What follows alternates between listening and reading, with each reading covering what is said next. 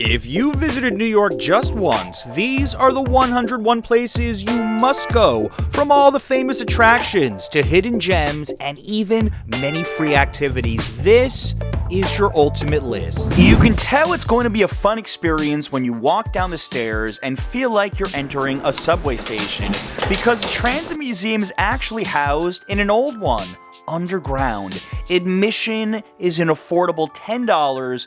Plan to spend at least 1 hour weaving your way around New York transit history. You'll start your self-guided tour finding out how the subway system was built. Make sure to bring your camera, because on the lower level is the crown jewel of the museum, the old subway cars.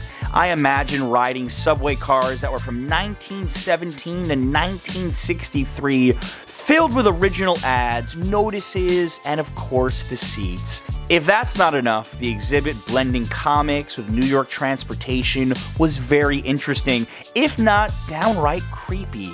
You'll also see streetcars, buses, and even signs from other countries' subways. Summit One Vanderbilt, New York's newest observation deck. Ears popping, ears popping. Just did not even. Absolutely breathtaking. Just. I noticed there are like 6 suns in here right now. Like weather, lightning storms, snowstorms, rainstorms. So you're saying you could come here different times of year, different times of day, have a completely different experience? Yeah. This room is called Transcendence. He was telling us it took 3 years to design this. It's trippy. You can look up, see your reflection, look down, see other people's reflections, and you've got the skyline view there. This could be its own exhibit without even having an observation deck. This is what you do when you come here. This is actually part of the exhibit. I would pay $39 just to be inside here. I'm not even kidding with you. Just you take care of your stress, you know?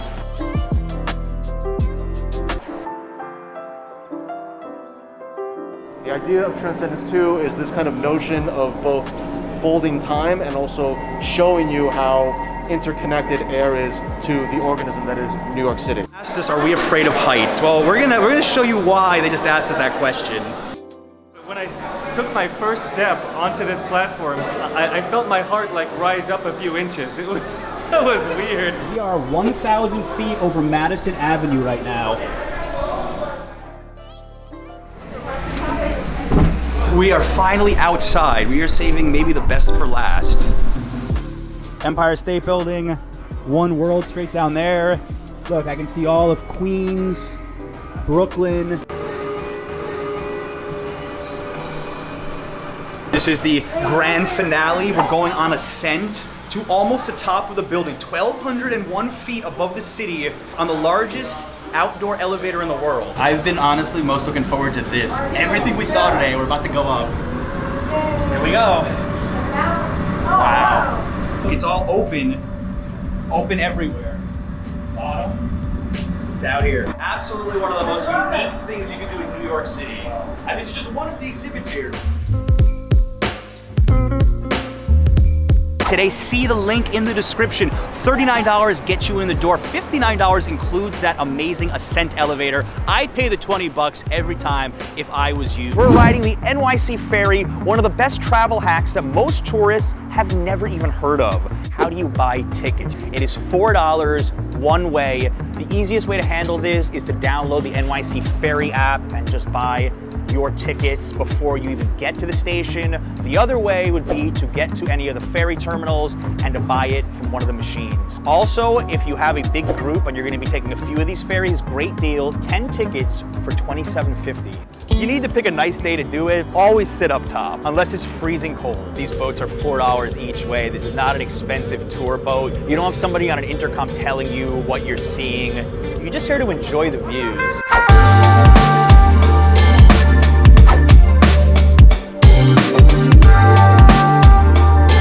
And now we're approaching one of my favorite bridges in the city, Verrazano. We are going under it. And as I said before, I don't know any other boat that will take you under this bridge. It's on your phone. You are coming back in the same direction. You do have to exit, get back in line, and head back. Of all of the ferries on this video, this is the one, if you just want to dedicate to straight up sightseeing, take this. If you have 2 hours, take this ride. We're jumping on the next line. You can already see those bridges. I already see where we're heading.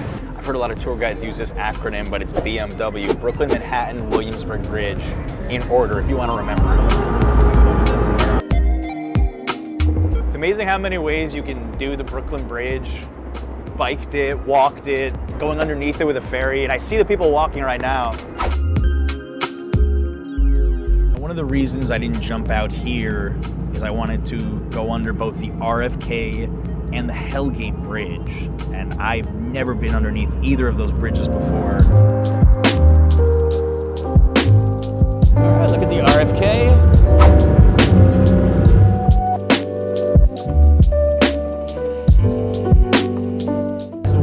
Went under 6 different bridges, and we see 2 more up there, the Whitestone and the Throgs Neck Bridge. A tour company could have just done this and called it the New York Bridges Tours. Now, if you're planning on walking the Brooklyn Bridge, this is why you need to take this boat. Take the ferry to Dumbo, and then you walk back over the Brooklyn Bridge, so you only have to do it once, and you are walking towards the skyline. This is absolutely an amazing idea.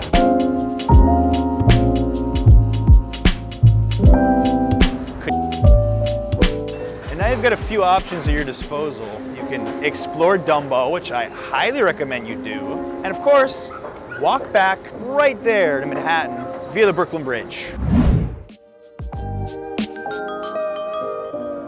We're in front of the Irish Hunger Memorial, dedicated to the Great Irish Famine in the 1840s and 1850s, and this has got to be one of the most overlooked places to visit in Battery Park. In fact, I've lived in New York almost 10 years. I've never even been inside, so why don't we go check it out for the first time together? This is kind of surreal. It's like we're walking inside of an Irish cottage in the middle of the financial district. It even doesn't smell like New York in here. The grass is from Western Ireland. Oh, it smells good, surprisingly. So the actual structure you're looking at, everything was imported directly from Ireland, including the stones from County Mayo, the grass, and every single county of Ireland is represented inside. I love that, but what this memorial really stands for is hunger around the world, and it wants to remind people about that and to always be grateful for what you have.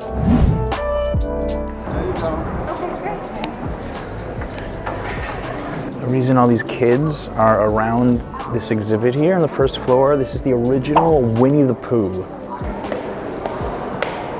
And this is practically a museum in and of itself, coming to the public library.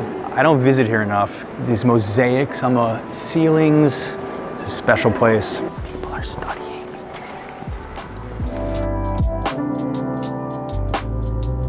What's the best free museum in New York? One of my answers? New York Public Library. When you think of New York City, Times Square literally may be the first image that comes to mind. Now, as a resident, I try to avoid the place at all costs, but if you've never visited before, you've got to go at least once, and extra credit to do it at night. While most locals shudder at the thought of Times Square, there's something surreal about the bright lights and craziness of arguably New York City's most famous destination. You've got to knock this out at least once, and you should watch my tourist trap and scams video before you do to avoid some common issues. If you're a night owl, I recommend going right before midnight to see the Midnight Moment, the world's largest digital art display, which most have never even heard of. But just stop to take some photos and soak in the vibe. And once you've done it, you really don't need to come back unless you're bringing some friends on your second trip. I lived 15 minutes from here for almost a decade, and I never visited this garden. Well, we're about to change that. I legit think that they could charge admission to this and people would pay. For a sculpture garden in the middle of Soho, one of the most expensive parts of New York City, a little peace and quiet. Back in 1991, the Elizabeth Street Art Gallery owner bought this land and it was just empty. And they turned it into this beautiful garden. He even brought in sculptures from the gallery to turn it into I don't know, it's giving me these secret garden vibes, like we're in some kind of British countryside hotel and we're just frolicking about. So many places to sit. If I was around here and I had some food to go, you just bring it here, have a nice lunch. I've been to many community gardens in New York before, but I have to say this one might be the most unique.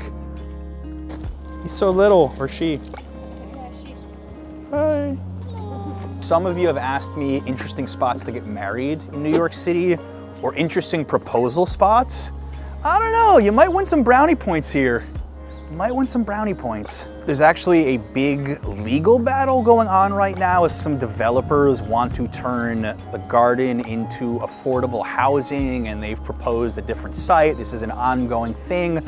So visit Elizabeth Street Garden while you still can, and hopefully this is going to be here for a very, very long time. The Statue of Liberty, the American symbol of freedom, and one of New York's most famous tourist attractions. We're going to explore the statue from both the outside and the inside. So we're about to walk to airport-style security to board the boat, and guess what?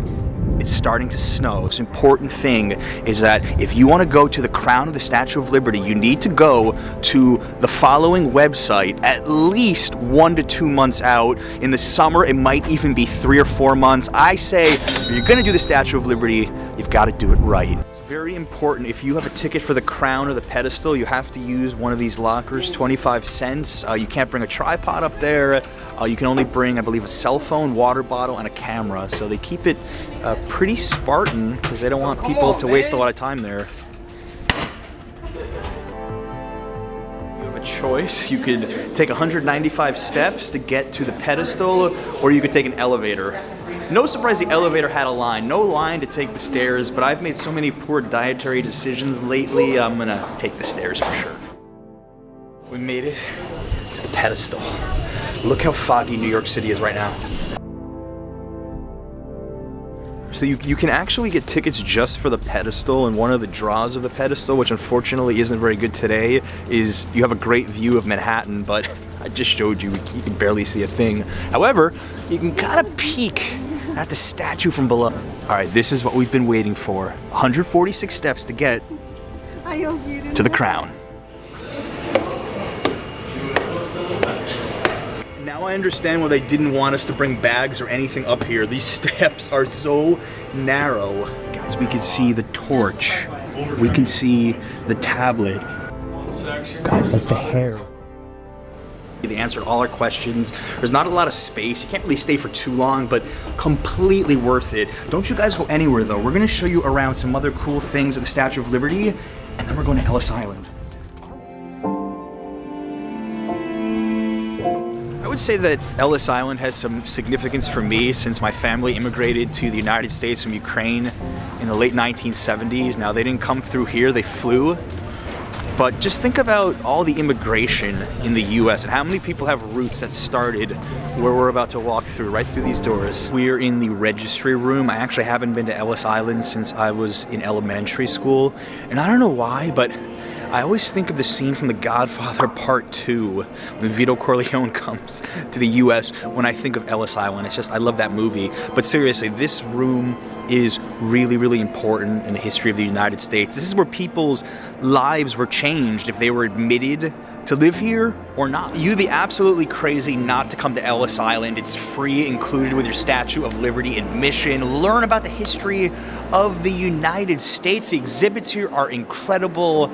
I learned so much that I didn't even know before. Central Park, perhaps the most famous park in the United States, if not the world. This place is on every tourist's itinerary. We're starting the tour at the very top of Central Park, and right behind me is the Block House. It's actually a little bit tricky to find, but it is worth discovering. This was built to defend New York City during the War of 1812. Now, you actually can't get inside, it's locked, but this is a really impressive structure to look at. It is the oldest building left standing in Central Park, and the only remaining fortification from the War of 1812. So if you're a history buff, start that perfect day in Central Park right here. Manhattan might be the last place on Earth that you would expect to be able to fish legally, but that's exactly what you can do in Central Park. Stop by the Charles A. Dana Discovery Center on the northern part of Central Park.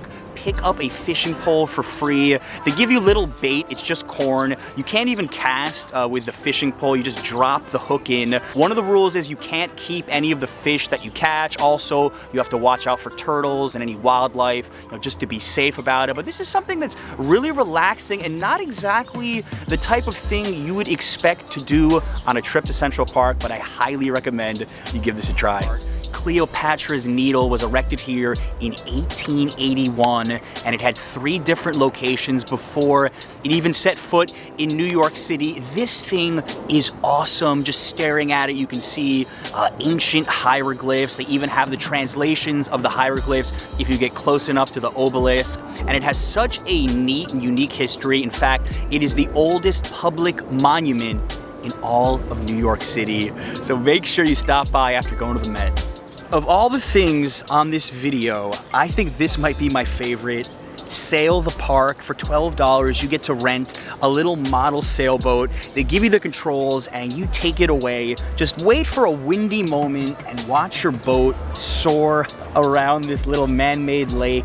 A lot of fun, and you also get a lot of attention. Everyone keeps stopping and taking photos. To me, this is such a cool activity to do in the park, especially if you have kids. I think they would absolutely love to try this. So make sure, if you're into it, to definitely consider renting a model sailboat when you get to the park. The crowd behind me is gathering next to the Alice in Wonderland statue, which was commissioned by philanthropist George Delacourt in honor of his late wife, who loved reading Alice in Wonderland to her children. And they made this sculpture so that all the children of New York and whoever's visiting could come and play here. Very cool, and they have all the characters from Alice in Wonderland, like Alice, the Mad Hatter, the little cat hanging out in the background. So another super cool spot to bring kids or just take some really cool photos. We're in front of what may be the most famous landmark in Central Park, Strawberry Fields. This 2.5 acre manicured section of Central Park is dedicated to the late Beatle John Lennon, who was murdered right across the street in front of his apartment in Dakota. And his wife, Yoko Ono, actually helped them arrange this here. And it's just a beautiful little section of the park. They have an Imagine mosaic. And sometimes, newcomer, you'll find somebody playing Beatles music, which is exactly what we ran into today.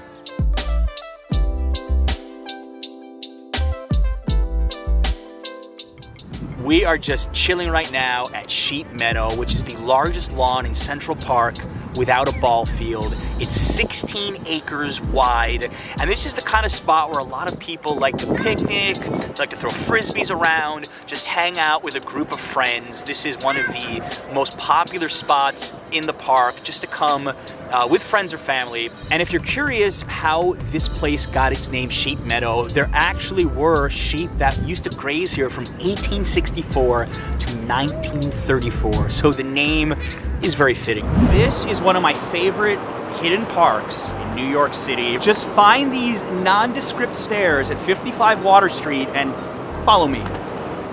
Guys, there's a rule in New York City. Whenever I'm anywhere, the escalators aren't working, but we have reached the Elevated Acre. This is my favorite hidden park in New York, and let me show you.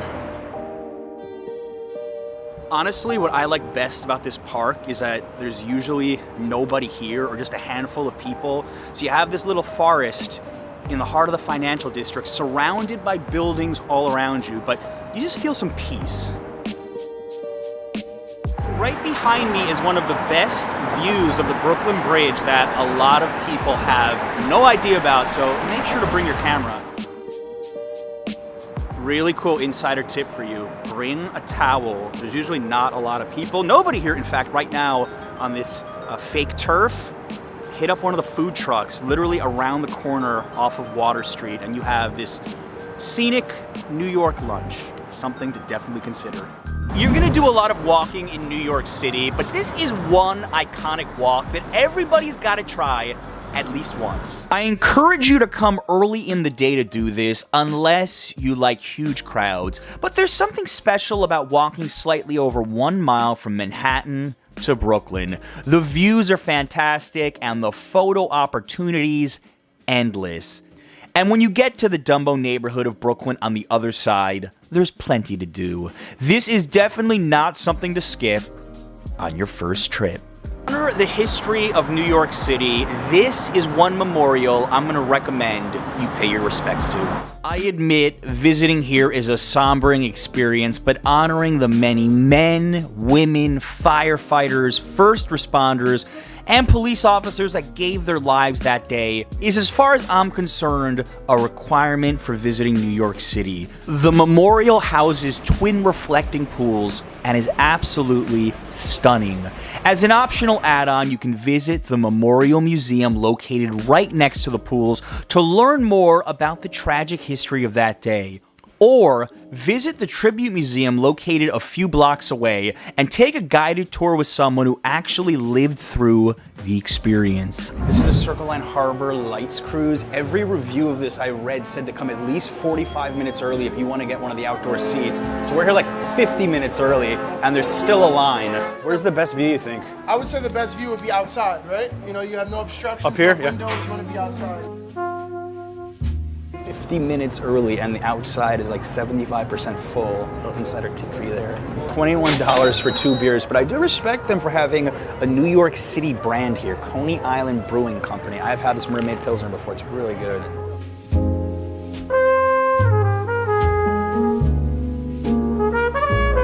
Record time, under the budget, and the height of the Great Depression, the greatest skyscraper of them all. And one of the great wonders of the world we got in New York City today, that's our Empire State Building. This tour guide's good. Italian-American He's singer really Frank good. Sinatra. He's from Hoboken too. So as you can see, the Statue of Liberty basically makes all the tourists go nuts. I get it though, like this is the picture everybody wants.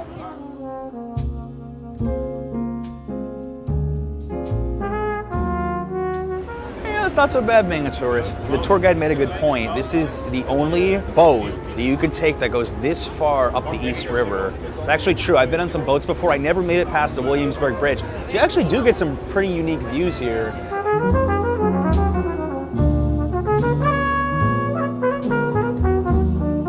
grew up in New Jersey. All the years I've lived in New York, I have never gone to the Statue of Liberty at sunset till right now. So I'm even excited like all these people are.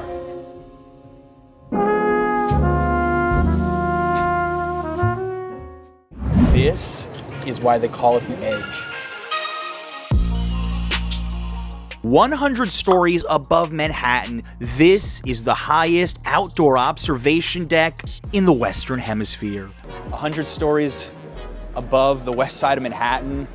And something unique about this observation deck is the glass. Now, at Top of the Rock, the glass, it feels like you're more contained. Nothing against Top of the Rock, I love the view there, but I'm really appreciating that this glass is angled, so it feels like, you know, you could lean out and almost like touch what you're looking at. And we have New Jersey over there, maybe not the best view.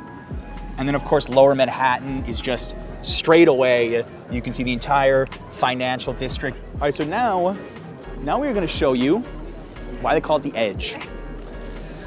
This is the most famous point that you probably see in all the photos when you come here. And it's right here. In fact, there's a little spacing where you can, this is the scary part, you can reach your hand out and just lean here. And this is $1 million view. I'm not even kidding you right now. See it? This is the view that I imagine would scare some people. Yeah. Right here. Right here feels like if this wasn't here, that'd be a long drop, but. I'm shaking. I'm gonna You're move. good? Yeah, I'm good.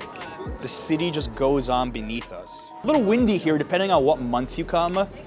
I would expect the temperature to be a degree or two cooler, 100 stories above the city. All right, so I think the best view of the highest observation deck in the Western Hemisphere is on the stairs, so do not skip coming to the stairs. If you just want to hang out while everyone else is taking pictures, this is the spot to chill. This is just a great vantage point because you sit your butt here and right in front of you, you've got One World Trade, the observatory, and Lower Manhattan. I mean, it's a pretty cool view. I could get used to this.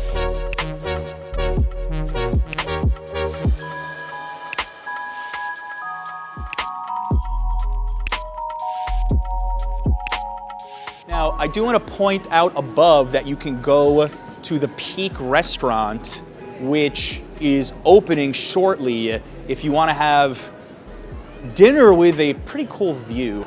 So we're walking towards New Jersey. This is I guess this is the less popular edge because, well, the view isn't as nice. Everyone's kind of hanging out towards the view that shows the Empire State Building.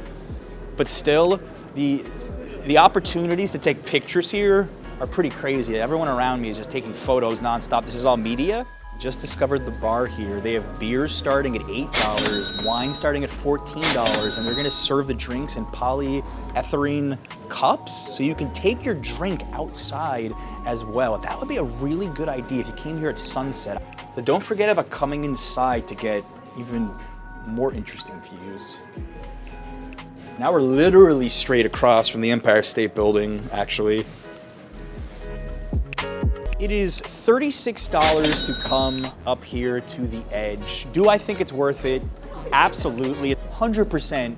Put the edge on your list. The American Merchant Mariners Memorial, dedicated to the over 9,000 merchant marines who died during the Second World War. And it's a really unique piece because the guy who looks like he's drowning twice a day due to the tides, he actually disappears, and that was very intentional. The sculpture was inspired by a photo taken by a German war correspondent aboard a U-boat after they sunk the SS Muskogee near Bermuda in 1942. Those men pictured were never seen again. Before you get in line to go to the Statue of Liberty, pay your respects to the U.S. Merchant Marines right here and look at one of my favorite pieces of public art in all of New York City.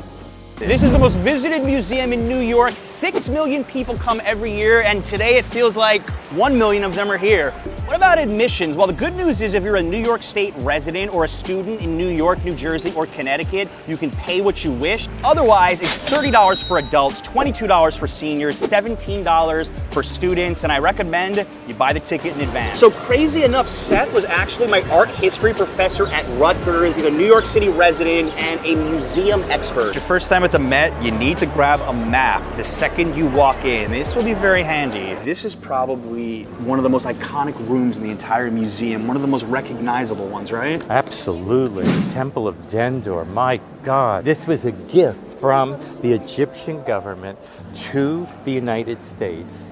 And President Johnson decided between Boston, Washington, and New York that it would come here to New York City. And the humidity in here is the same humidity as the Nile, and it is the only Egyptian temple in the United States. This is George Washington crossing the Delaware. I think this is in every history book. Every history book that we have, this is reproduced. And why you come to the Met is that not just that they have it, but look how big it is. Look at the scale of this thing. If we walk up to it, we're much smaller than most of these people, but it's political propaganda. Do you think an older man can stand up in a rocky boat like that? No, unlikely. Artist was a German, Emanuel Lutze. Was destroyed in World War II during American bombing, and this is a copy that he made. But it was ironically destroyed by Americans. Right, and so the reason he made this is because they were having a revolution at the time, and this was to spur on their revolution. So imagine in a very wealthy house, going up a flight of steps, and at the end of the steps, this is the window that was there. First of all, we have breakfast at Tiffany's. Tiffany of the jewelry store with the blue box. This is his son. One of his specialties was glass, and he actually, in Queens, Corona, Queens, he created a glass factory where he produced colored glass. And he had a team of women artists who designed this for him. So we know who designed this, Agnes Northrop, and she created this autumn scene. So I look at this and I instantly say something like, God, doesn't it look like fall colors? Doesn't it look like the sun is about to set? Colors, that's very northeastern United States. Absolutely. You can see where he got that motivation Absolutely. No question. This is fall in the Northeast. from. With my first intelligent statement of the day. This is the single most important painting at the Metropolitan Museum of Art. It is what I would consider the Mona Lisa of the Metropolitan Museum of Art. And it is the reason you should come to a museum. And that is because there are things in this painting that you will see in person that you cannot see reproduced. There's a mask over to the left, right, in the furniture. The pants area over here, 2 eyes and a nose. There's actually a mask in there also. Yes, it's never reproduced.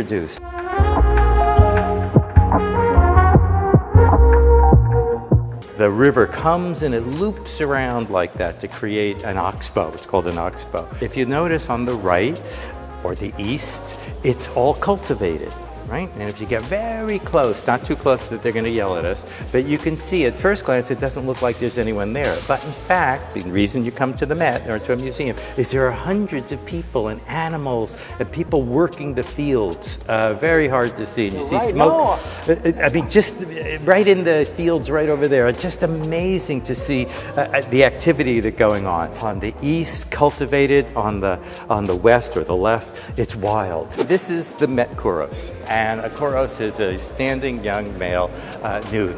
Why is this so important? Why is it in every survey of art history textbook in the world? And it's because it's the very first Greek monument, about 600 BC, that breaks out of the Egyptian model. Egyptian models were left foot forward, right foot back, like in a block of stone. This one, it's like they've opened it up. It's a real person about to walk out. In the Naples area is a volcano, Mount Etna. Erupted in 79 AD, covering everything. And this room was in a villa at the foot of Mount Etna. And it was covered up for almost 1,000 years until it came out and ultimately was bought and brought here too. And it's Roman wall paintings, frescoes. I think the Chinese Garden is one of the coolest spots in the Met. And it's always calm in here. I don't think I've ever been here before. I've been to the Met like a dozen times. There are very few people. Usually when it's really busy in the Met and you want to just break away, this is the spot you can come to. Open to the sky. Garden was created by artists from China who came over.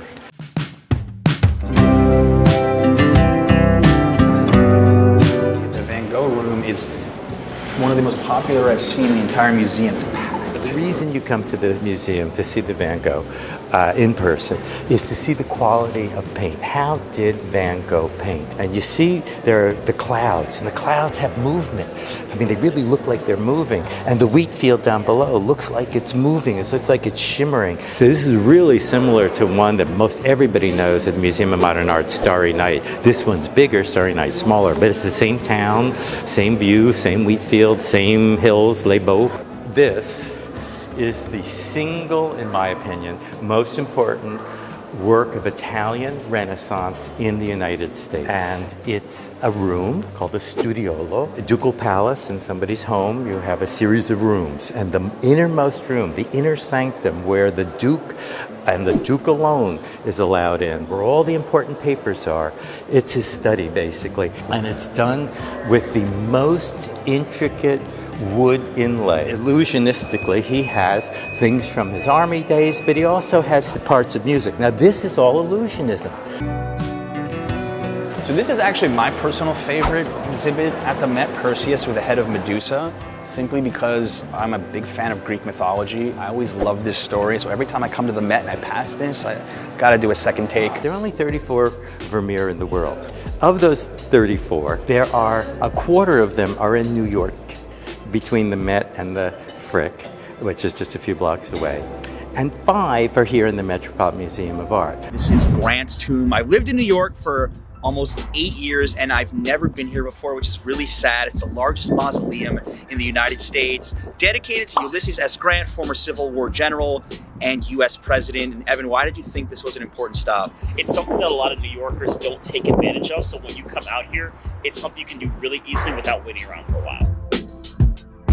This tomb, I would say, is very stately. It's very elegant. You see different illustrations around the walls of the Civil War. I am so happy that I've actually finally come to this place. We're less than a 5-minute walk from Times Square, and I am about to walk underneath a 17-foot-long tunnel underneath a waterfall. All right, this wasn't placed here by accident. It's behind the McGraw Hill building called McGraw Hill Waterfall.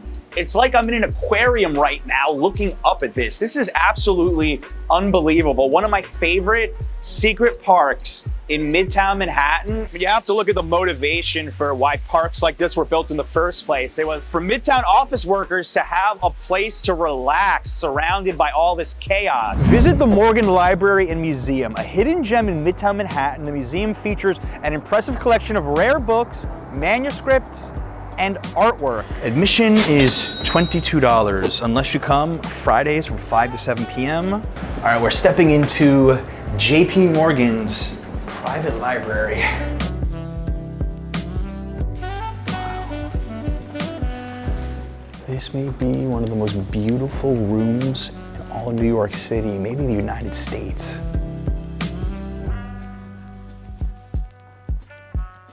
Even all the colors of the books add something to the decor here. So the Morgan is one of the only institutions in the world to possess 3 different copies of the Gutenberg Bible, and this is the first substantial book that was printed by movable type in the Western world. There was no photography back then, but you can be sure that this is what George Washington looked like because it's actually a cast of his face. This is his study, red silk everywhere, absolutely beautiful. Kind of place you probably could get some studying done.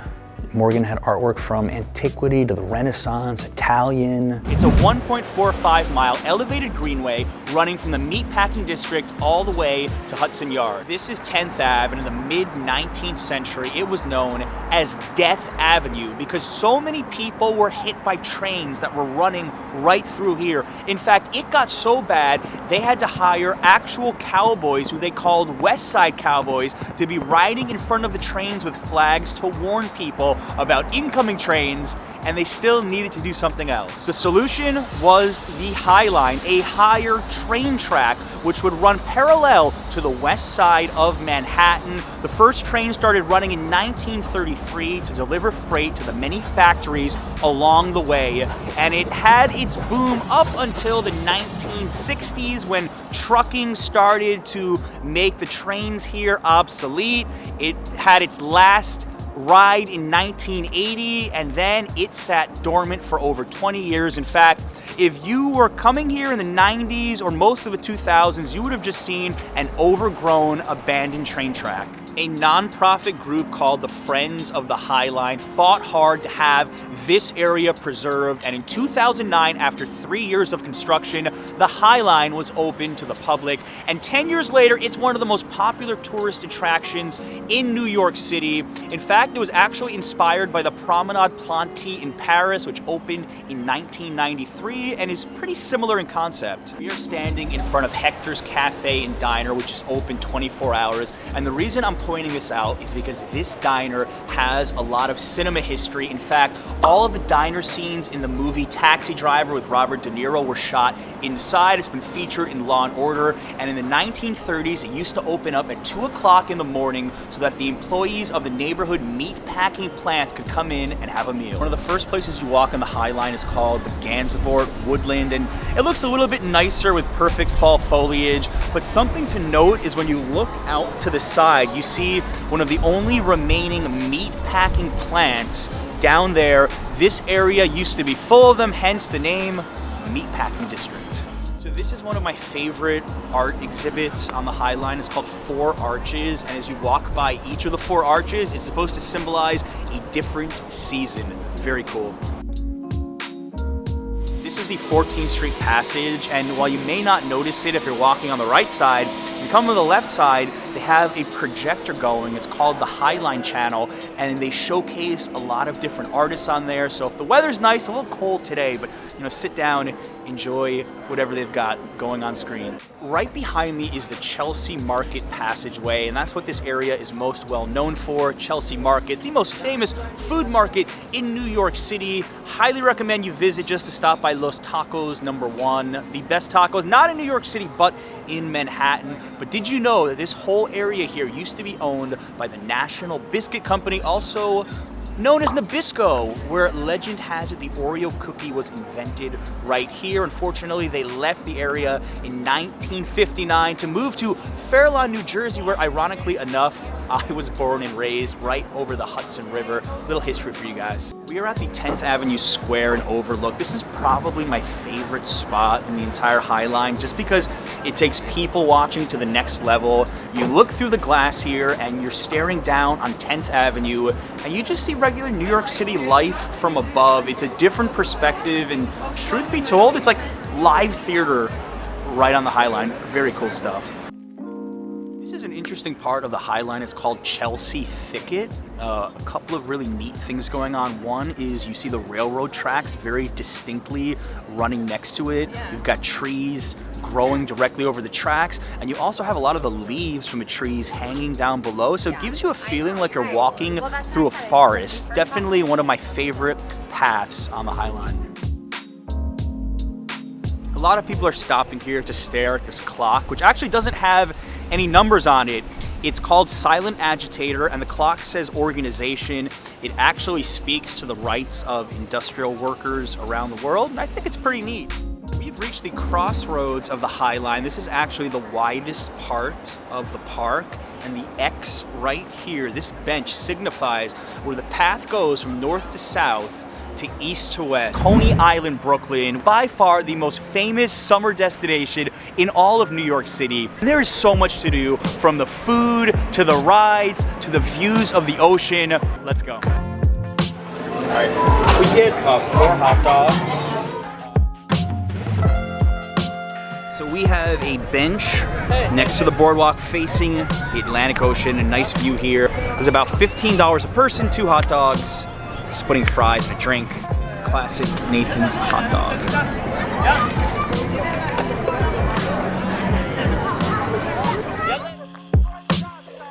And now we're gonna do something that I've neglected to do in my almost 10 years in New York City. Ride Dino's Wonder Wheel. It is an old school Ferris wheel from the 1920s. To ride the Wonder Wheel, you need to get a card. It is $10 per person to get up there. You like heights? No much. We're about to get pretty high up here. Oh, God. So I'm not someone that likes roller coasters at all, so this slow tortoise Ferris wheel is perfect for me. And you get really amazing views from the top as well, just looking in both directions. More so to the water, I think.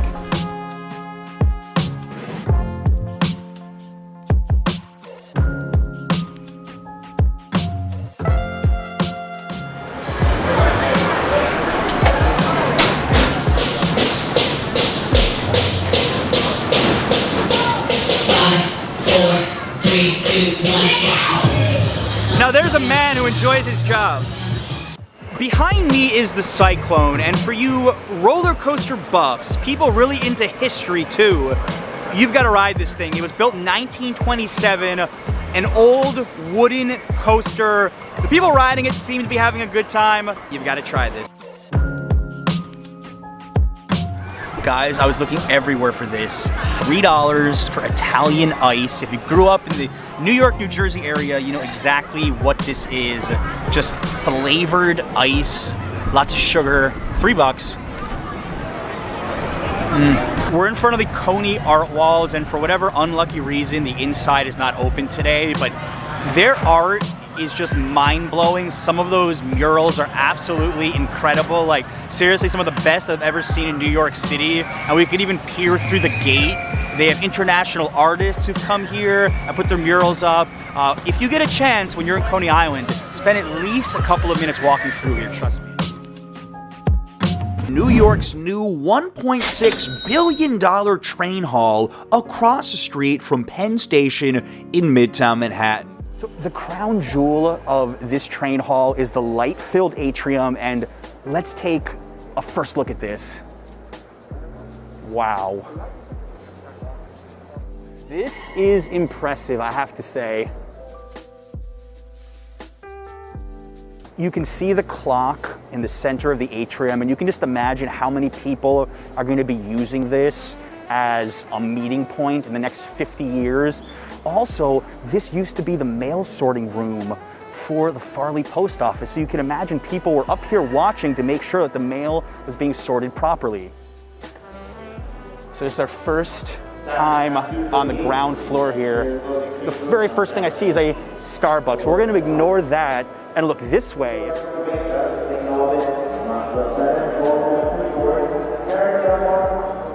Now that the sun is out, we can really appreciate the 92-foot high glass skylight, and this is what's going to be the big tourist attraction here, and it's already turning a lot of heads behind me. Everybody's stopping and looking up. A lot of people don't realize this, but this station was modeled after the original Penn Station, which was located across the street and was demolished in 1963.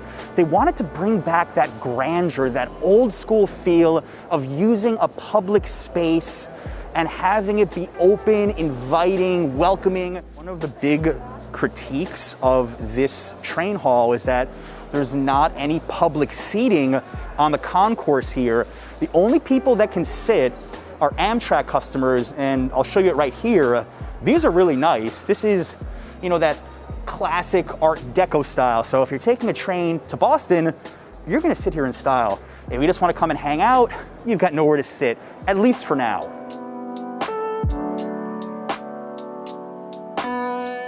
I just wanted to quickly show you guys what the tracks look like. Not bad. So this is where you would come down to take your train back to Washington, D.C.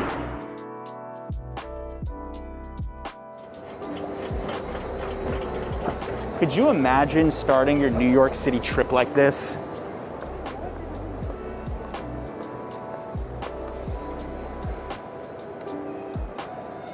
I feel like a tourist for a second.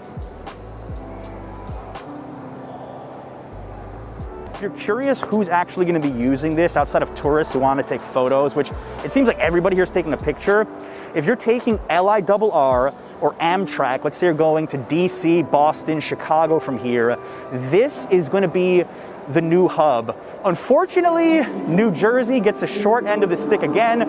They're across the street at the current Penn Station. Sorry, Jersey friends and family, but...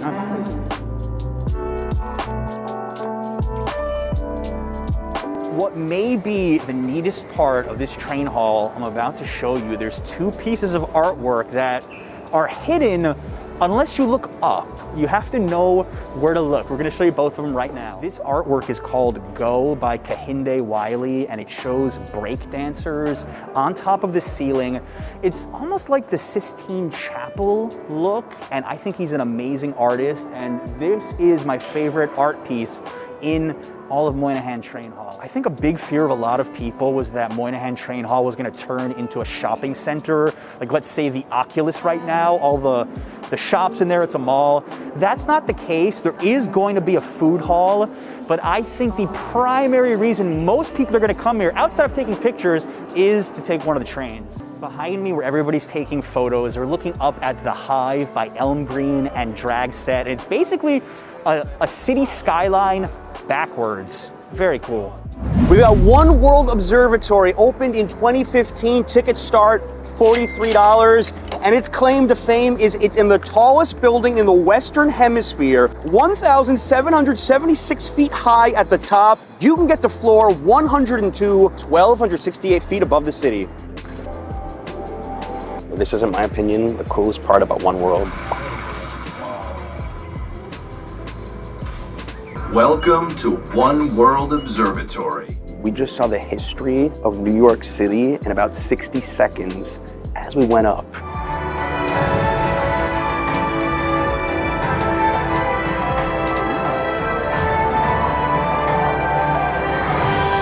So what really makes One World unique is it is the only observatory that is completely indoors. So on a freezing cold day, this is probably where I would tell you to go. And you see the Statue of Liberty right there. You have an unobstructed view of the entire region from up here, 360 degrees. You also have the bragging rights of saying you are in the tallest building in the Western Hemisphere. I'm so used to seeing the Brooklyn and the Manhattan bridges from street level that seeing it from up here actually is really, really cool. New York City, it looks like a Lego set from this vantage point.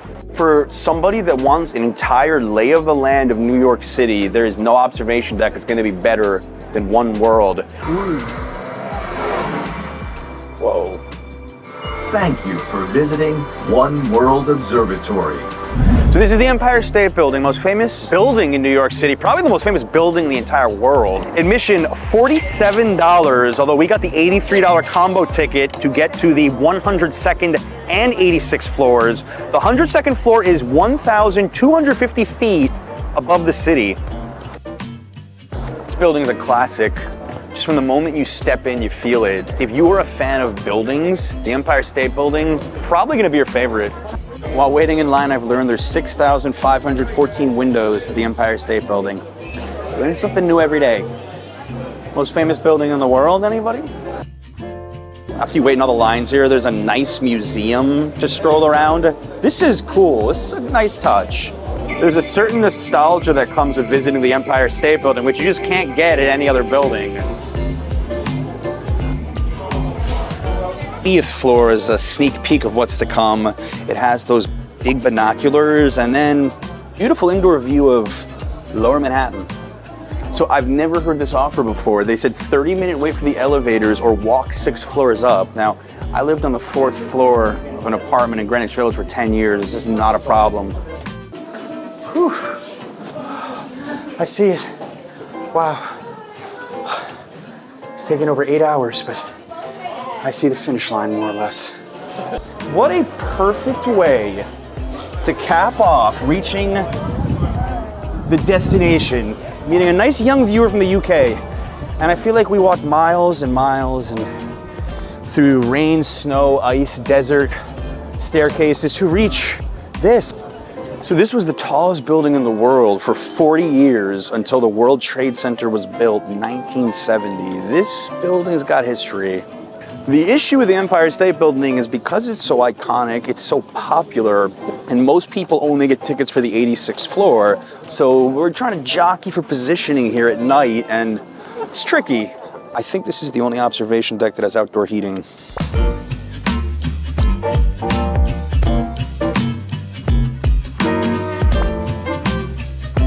I have a lot of nostalgia for this building. I came here when I was in elementary school in New Jersey, so this is the first observation deck I ever went to. I will say though, I'm not such a big fan of the metal bars here. I prefer the plexiglass or just having like the straight on view, but it's a classic.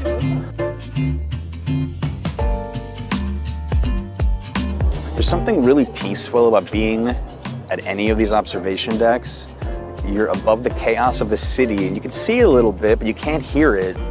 On the clearest of days, you have visibility of 5 US states, 80 miles, New York, New Jersey, Connecticut, Pennsylvania, even Massachusetts. If you listen to a lot of area radio and TV stations, they always say broadcasting from atop the Empire State Building. This is one of the most powerful antennas in the United States. And the top of the Empire State Building changes colors depending on the holidays, depending on world events, USA, or if a sports team wins a championship, all sorts of different reasons. You can see it all through the tri-state region. We got one more surprise left.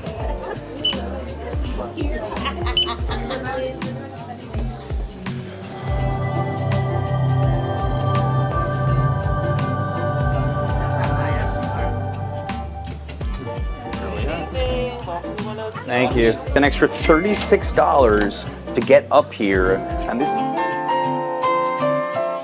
don't know if I would necessarily pay the extra $36 or so for this. Debatable. If it's the only observation deck you're visiting, maybe. But otherwise, I probably wouldn't. I like it. I just don't know if it's worth the extra money.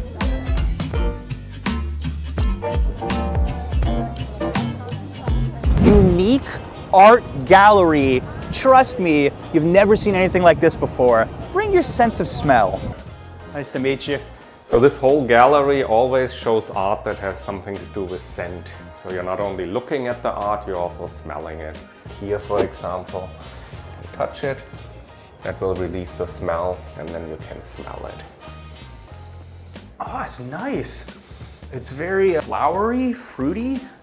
Yeah, like fresh citrus kind of scent, yeah. So you are the only olfactory art gallery in the entire world? Yeah. Wow.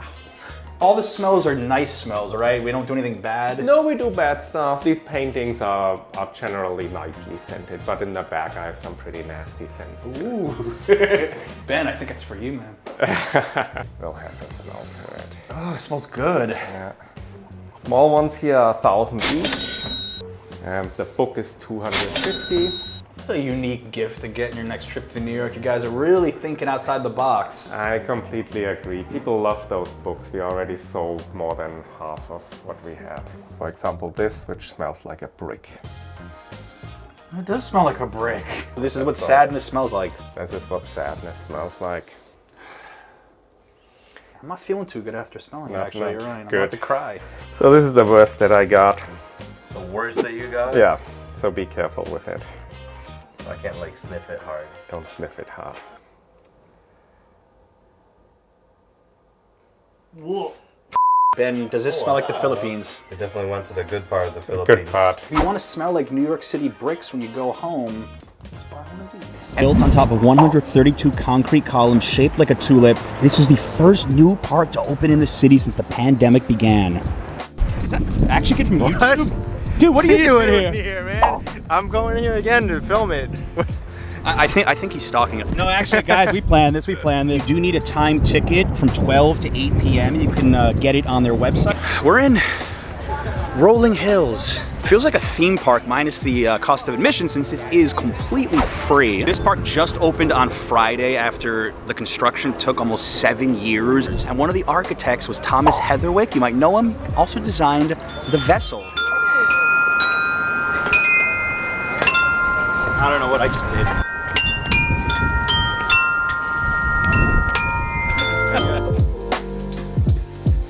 This is the 800 capacity amphitheater here, and starting in June, they're actually going to have performances. And we've got 35 species of trees, 65 species of shrubs, and 270 varieties of grass, perennial vines, and bulbs. This is supposed to feel like a little oasis at the edge of Manhattan. This is the best part of Little Island, I think. You just find a rock, sit, enjoy the views. Yeah, so this is by far the most popular spot on Little Island because you have the Manhattan skyline this way and lovely New Jersey this way.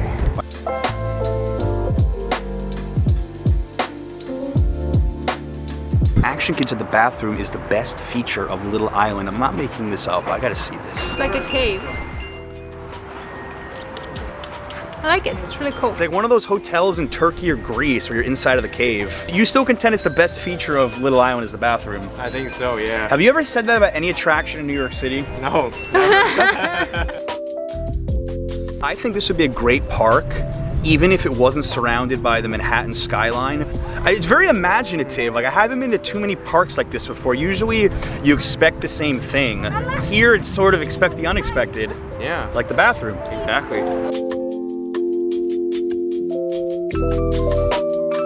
Guys, we have an Easter egg. Action Kid, who's been here like 10 times, has shown us that you can actually skip the stairs and just take this path. Coming up next, Hidden Secrets of Little Island. That's the type of video I would do. Like the bathroom is actually a spa. Yeah. Action Kid makes a great point because look, they have these little paths you can just jump off. It's a very whimsical park. I love it. Like even over there. Yeah. Like this place is really growing on me. You know what this reminds me of is Governor's Island. Kind of, yeah. Yeah, that little like rocky climbing thing on the hill.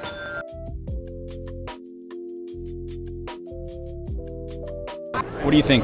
Beer is $8, chicken sandwich is $7. Too expensive? It's a little pricey. Yeah, a little bit. What is so interesting about this water fountain for you? What is so interesting? Yes. It lasts a long time. Look at it. It's still going.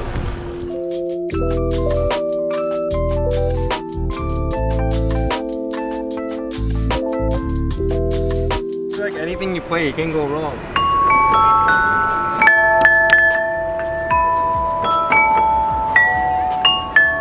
Check out Action Kid's video in the description. Is this worth it? I want your opinion. Will you be visiting? I think that you should definitely come because the price of admission is free. The Williamsburg Bridge Walk, an amazing experience, especially if you're into photography.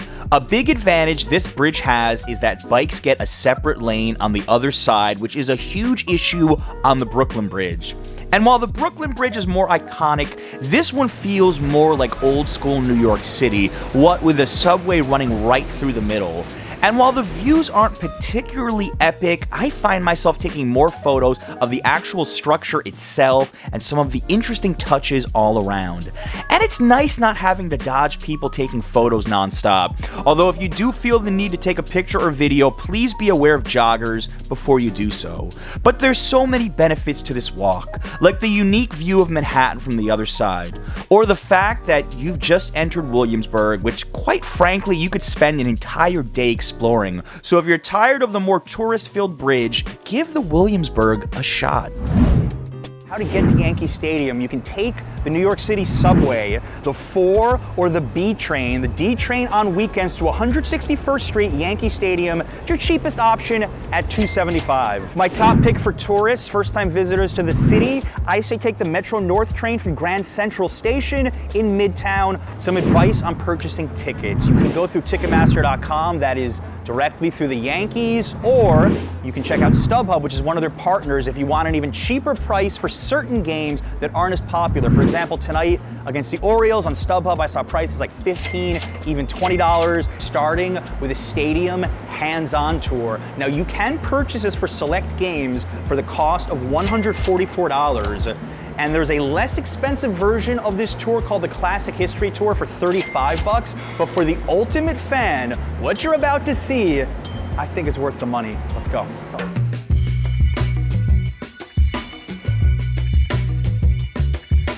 Welcome here to Monument Park, where we celebrate the past and those that made this team what it is today. Derek Jeter was always my favorite growing up. Paul O'Neill was definitely up there as well, so I gravitated to this spot right here. This is a uniform that Babe Ruth wore in 1934. I got a question. What do you think this would cost, like open market auction? More money than I'll ever have, I know that for sure. Just checking, just curious. And you can actually see the name B. Ruth. Wow. Chain stitched inside the collar. That's how uniforms were identified in those days. The name would be chain stitched. Your hands are where Babe Ruth's hands were 90 years ago. Forget the home run balls. Come for this. Got another treat here for you. This is Aaron's bat. He used this bat in 2019, 4 years ago. Let you hold Aaron Judge's bat. Now, could you read the name? It's in cursive here. It's actually stamped into the barrel. George Babe Ruth. The man, the myth, the legend. This is Babe Ruth's bat. It's from 1922. We have the ball wall, which is the first thing you kind of saw when we came in here. And this is the actual distance of a major league pitcher's mound going to home plate, 60 feet, 6 inches long. People can look around. We have game used jerseys, hats, bats, gloves, cleats. There's original ticket stubs. The first year the Yankees won the World Series, 1923, you'll notice that it's a gold pocket watch. Those rings just get bigger and bigger and bigger and shinier, and I don't think the players are going to complain about it. Yeah.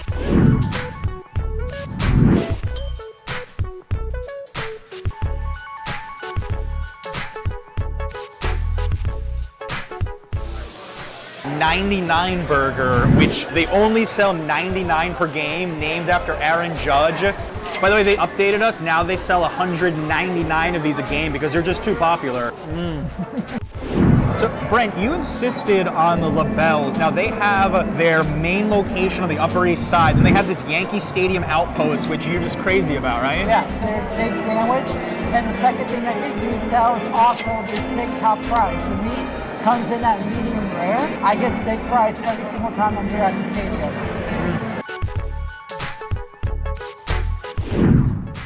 We have a lot of Yankee shakes here. This is the pinstripe vanilla shake. This is a good one for couples. All right, something very iconic to Yankee Stadium for many years is the roll call on the top of the first inning. After the first pitch is thrown, the bleacher creatures shout out, center, left, right, first, second, shortstop, and third. Players respond back as a good fan-player participation. If you're in Manhattan's East Village and looking for an escape, visit one of the community gardens, which gives new meaning to the word concrete jungle. These are absolutely incredible. Many New Yorkers have no clue about them.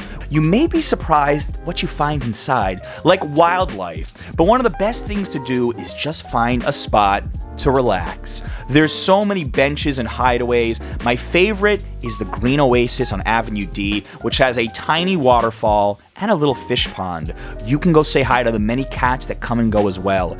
As another cool bonus, if you head near the First Street Garden, there's some incredible street art. You could make an entire afternoon of just hopping between the dozens of these gardens in the East Village area, and you'll be seeing a great part of New York City history in the process.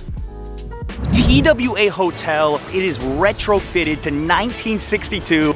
Guys, the parking attendants are dressed like mechanics from the 1960s. We're off to a great start.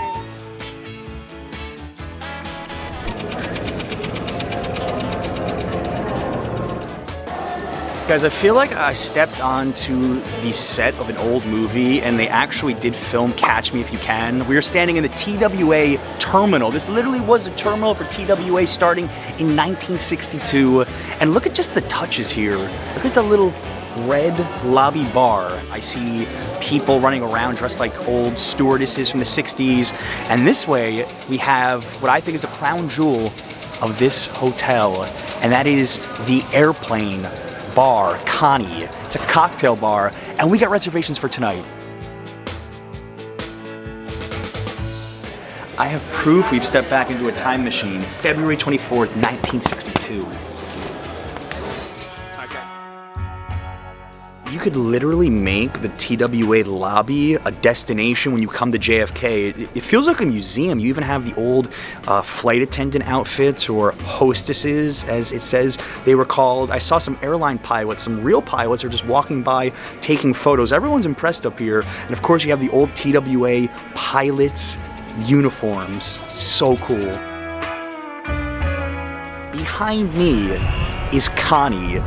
And Coney was literally in the TWA fleet in 1958. Coney is short for Lockheed Constellation, an old type of airplane. And this Coney was literally sitting in a junkyard, and it got restored a few times. And we get to go drink cocktails inside of it. We made a reservation last night. I do recommend, if you're coming here, to make a reservation in advance. Apparently, the interior of this thing is unbelievable.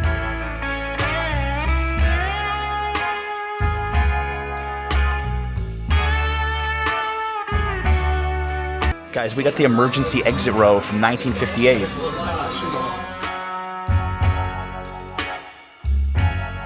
Alright, so I feel like a little kid who just hung out with a pilot. I got my pin as part of my $20 martini. That's not bad. I'm not really a martini person. Maybe I haven't flown first class enough, but these are definitely the best cocktails I've ever had on an airplane before. We will leave it at that.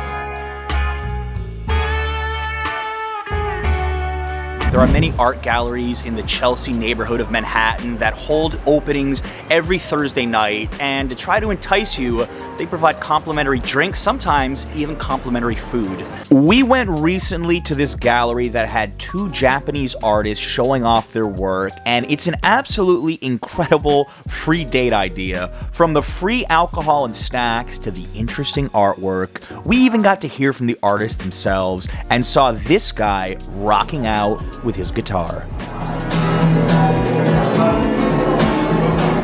You can join the meetup.com art gallery hop group or go to artcards.cc for more information about specific openings, but I highly suggest you try this out because you'll be supporting local artists and you can even talk to them about their creative process. Roosevelt Island, possibly the city's best kept secret.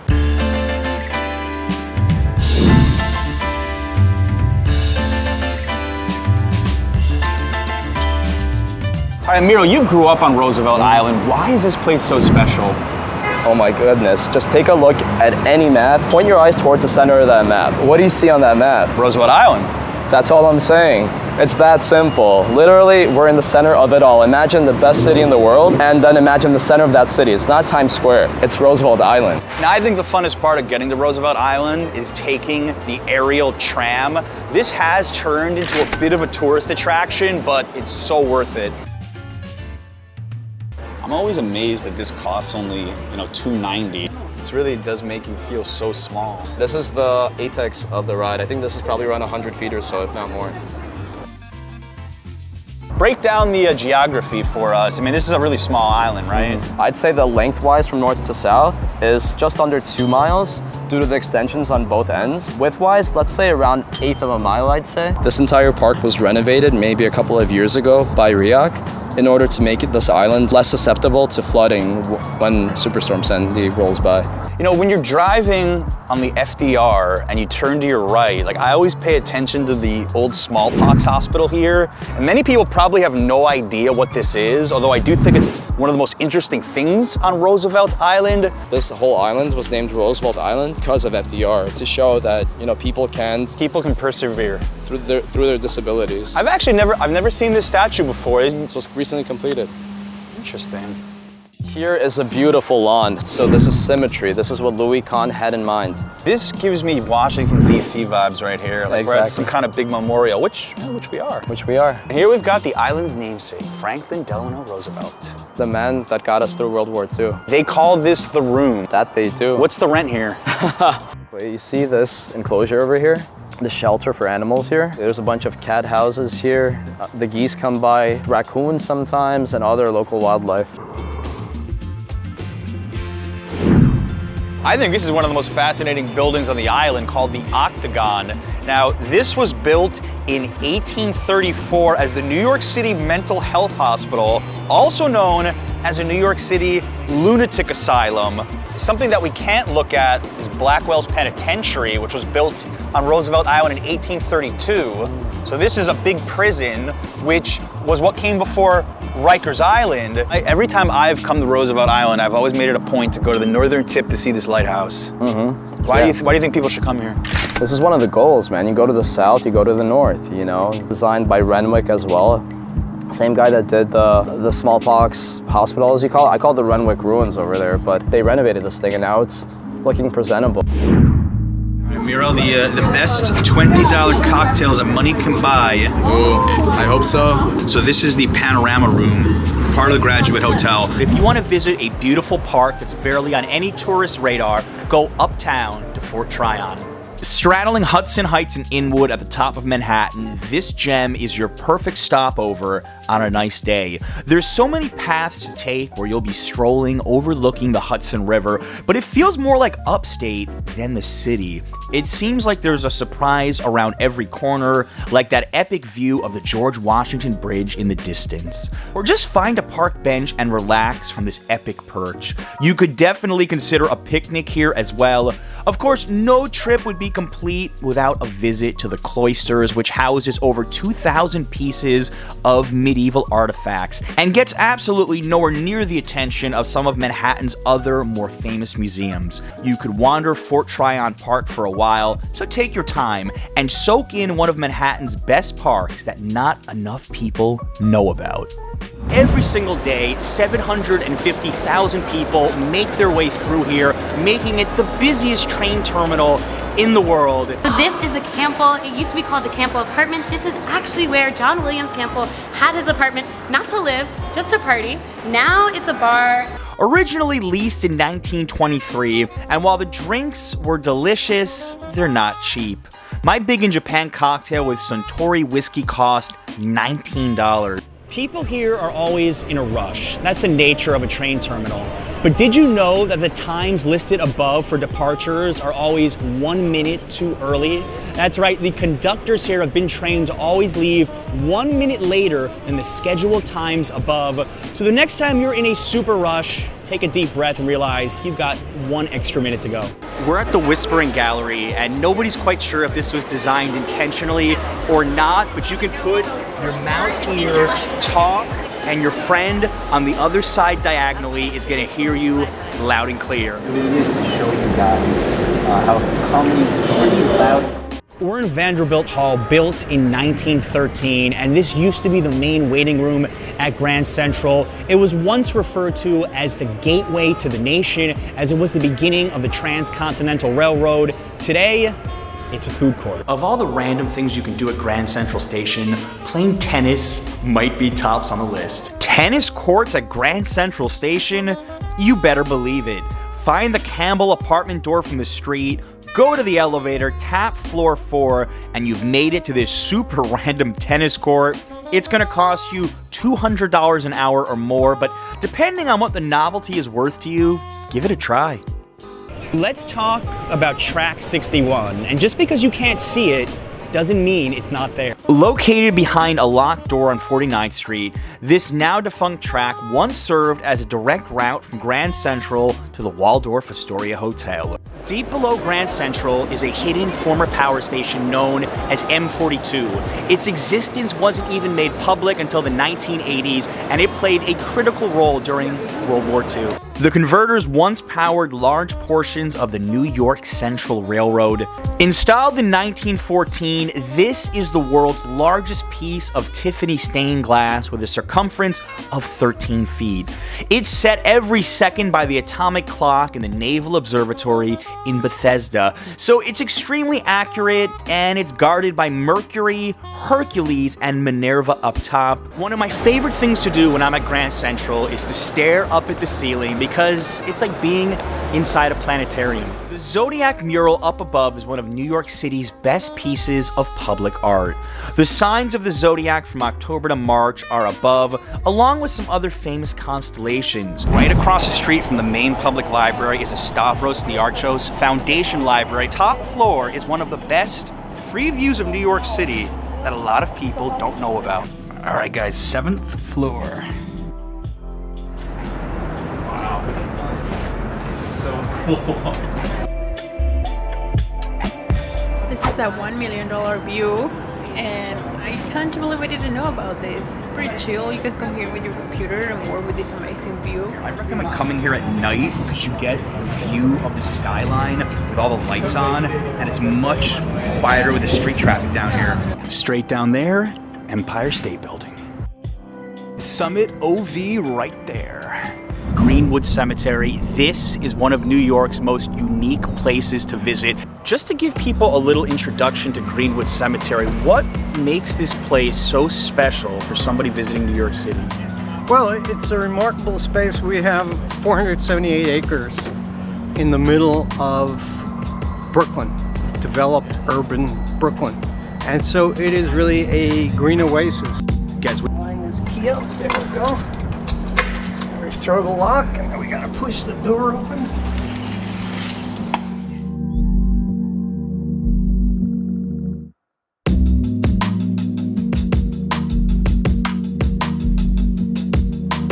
So this would have been Civil War era, and it is signed on the side by the sculptor, J.M. Moffat. And we see that Willie Anderson was a child who was almost 6 years old and died in 1862. The key to the outside metal door, and then the key to the granite door. So this is what we call inconspicuous consumption here. These are the 3 carvings, actually 4 carvings are by John Moffat, who built this. And the idea that you would put these in here and then lock this place up so that no one could see it is kind of interesting. To catch the sound, the finality of the sound. All right, guys, we're getting locked in. Jacob, enjoying eternity together. Can we get out of here now? Can't see anything. I'm absolutely loving hearing about the history here from Jeff. I mean, you have the Civil War monument here. There were 148,000 Union soldiers from the city of New York. You have the Revolutionary War history here. The biggest battle of the Revolutionary War was fought right here. The altar to Liberty is here, and Minerva is saluting her sister, the Statue of Liberty in the harbor. So the Statue of Liberty has her right arm raised with her torch, and Minerva has her left arm raised, and the two women are saluting back and forth. And so this is a monument to the Battle of Brooklyn, which was fought on this hill and throughout Brooklyn, and was the largest battle of the entire American Revolution.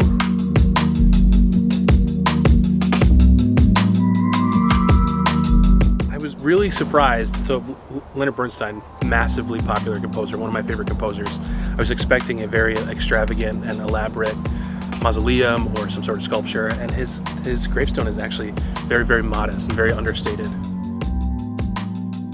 So Jeff, one fact that I found very interesting about this place when I did my research was that after Niagara Falls, Greenwood Cemetery was one of the most popular tourist attractions in the United States in the 1850s. Right. It was the second attraction after Niagara Falls. And so people flocked to this place, and it became the argument for Central Park. The proponents of Central Park said, look at Greenwood. If Greenwood attracts 500,000 people a year, imagine if we build a centrally located park in Manhattan, how many people would come to visit there? This was the original tourist attraction of New York City, guys. Think about that a little bit.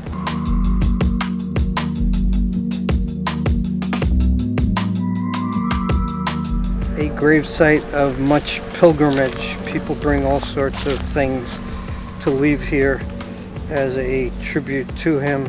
He died in 31 years ago now, 1988. Started out in New York as a graffiti, really street artist. And his paintings, one of his paintings sold just a few years ago for $110 million. And guys, look what they left for him. Sunglasses, paintbrush.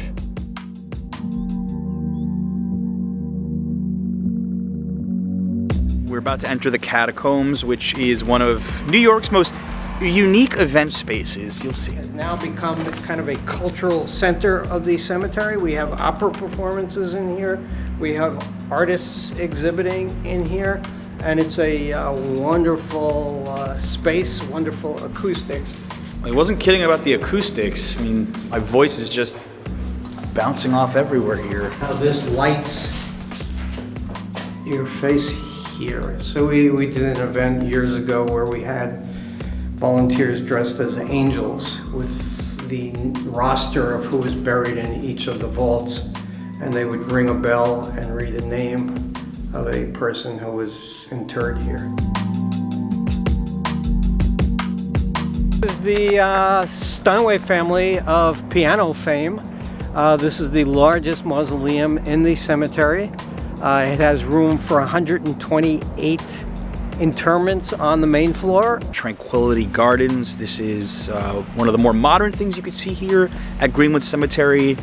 Have some fish swimming. You have a mausoleum where people were cremated. So this is right by the front entrance, actually. Prospect Park in Brooklyn, a place that doesn't get the recognition it deserves. We're starting to tour Grand Army Plaza, and the plaza is home to the Soldiers and Sailors Arch, statues commemorating Civil War generals. It also looks just like the Arch de Triomphe in Paris, France. This is Long Meadow, and this is actually the spot of the park that I come to the most, living just 15 minutes away in Park Slope.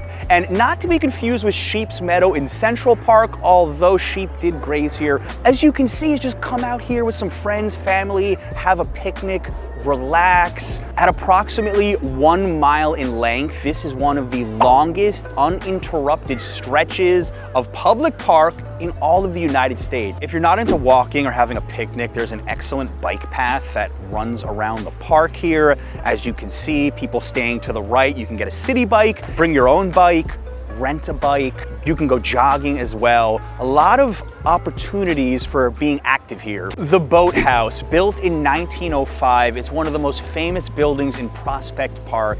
It was actually modeled after a library in Venice, Italy. Inside they have an Autobahn center with some wildlife exhibits, but the best thing here is just to come and walk around to see this lull water here, take some nice photos.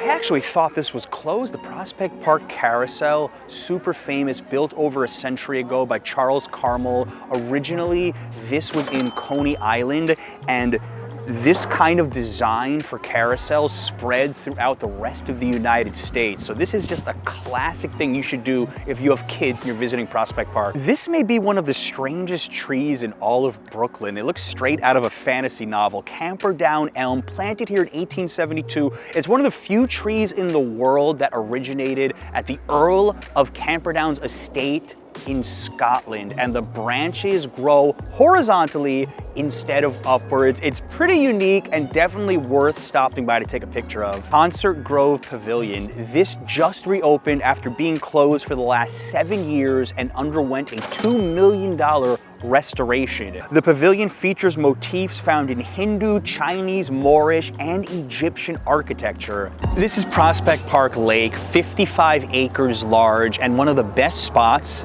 in New York City to go fishing. You can also head over to the Lafrac Center where you can rent kayaks, single paddle boats. This would be an incredible place to either picnic or you want to have a pretty creative first date. Get out on the water. What are you waiting for?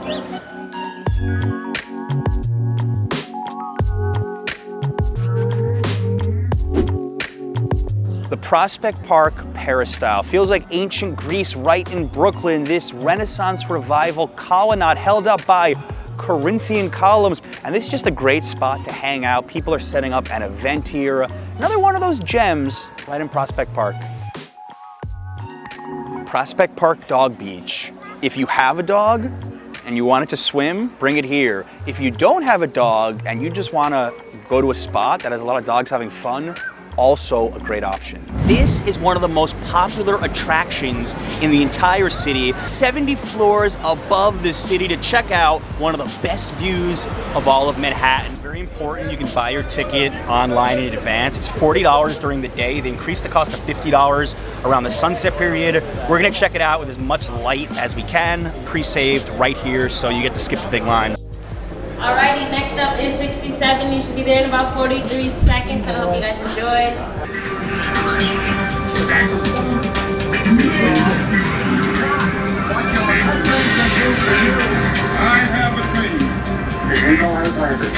All right, so we made it to the 67th floor. I am most excited to see these outdoor views here.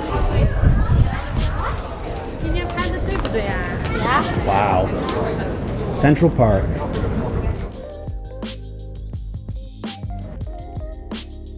That was just the first observation deck. We have the 69th and 70th floors to go. So if that was just it, I wouldn't have been super impressed, but I knew that we were going higher up. It's just gonna get better and better, I think. Oh, it's very nice. It's amazing. I mean, first time in New York, I expected this. I'm actually impressed about one thing so far. There's not as many people up here as I thought there would be. Look behind me. I thought it would be absolutely packed. And one of the advantages up top of the rock, from what I've seen, is that there's 3 decks. Therefore, you can spread the amount of people out. So we have plenty of room for pictures. Of course, we haven't gotten to the top, which will have, in my opinion, the best views. But so far, so good.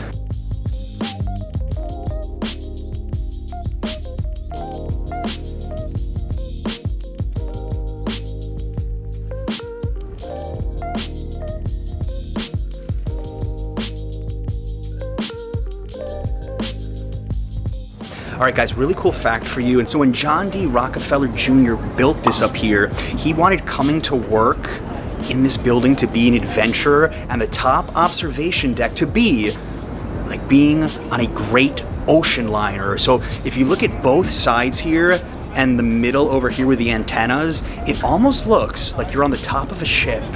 And I didn't realize it until my friend Seth sent me the photo. Very, very cool architecture. And I love this building as well. Just an excellent example of old school Art Deco New York City building.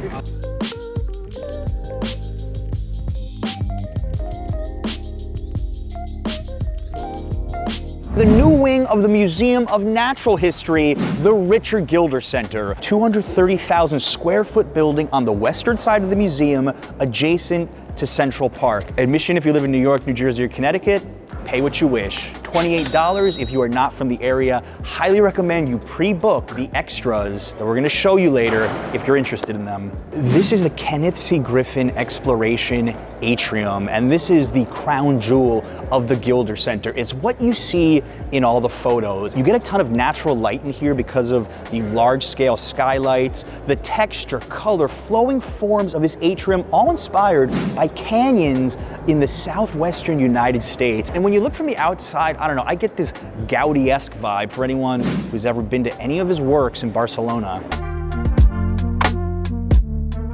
So the Davis Family Butterfly Vivarium, there is extra admission to this, and there's over 1,000 different free-flying butterflies all around here. Like, they're everywhere, even up on the ceiling. You literally can't avoid the butterflies here. They're all around you. They will even fly on top of you. They made this environment perfect for butterflies. It feels like it's 80 degrees and humid right now. You can see the trees even dripping water. The Susan and Peter J. Solomon Insectarium, no extra admission, and you can spot 18 species of live insects, honeypot ants, hissing cockroaches. If that's your thing. Wait, I hear something. I hear something. Okay, if you're afraid of bees, you are gonna not enjoy this. This is what it's like to be inside of a beehive. Well, what's be a bee? This is a 12-minute looping experience. Remember, this does cost extra. You gotta book it in advance. The whole story is about how all life is connected, so enjoy. How all life is connected. Wow. I am immersed in life. This is gonna keep changing, get ready. All living things communicate.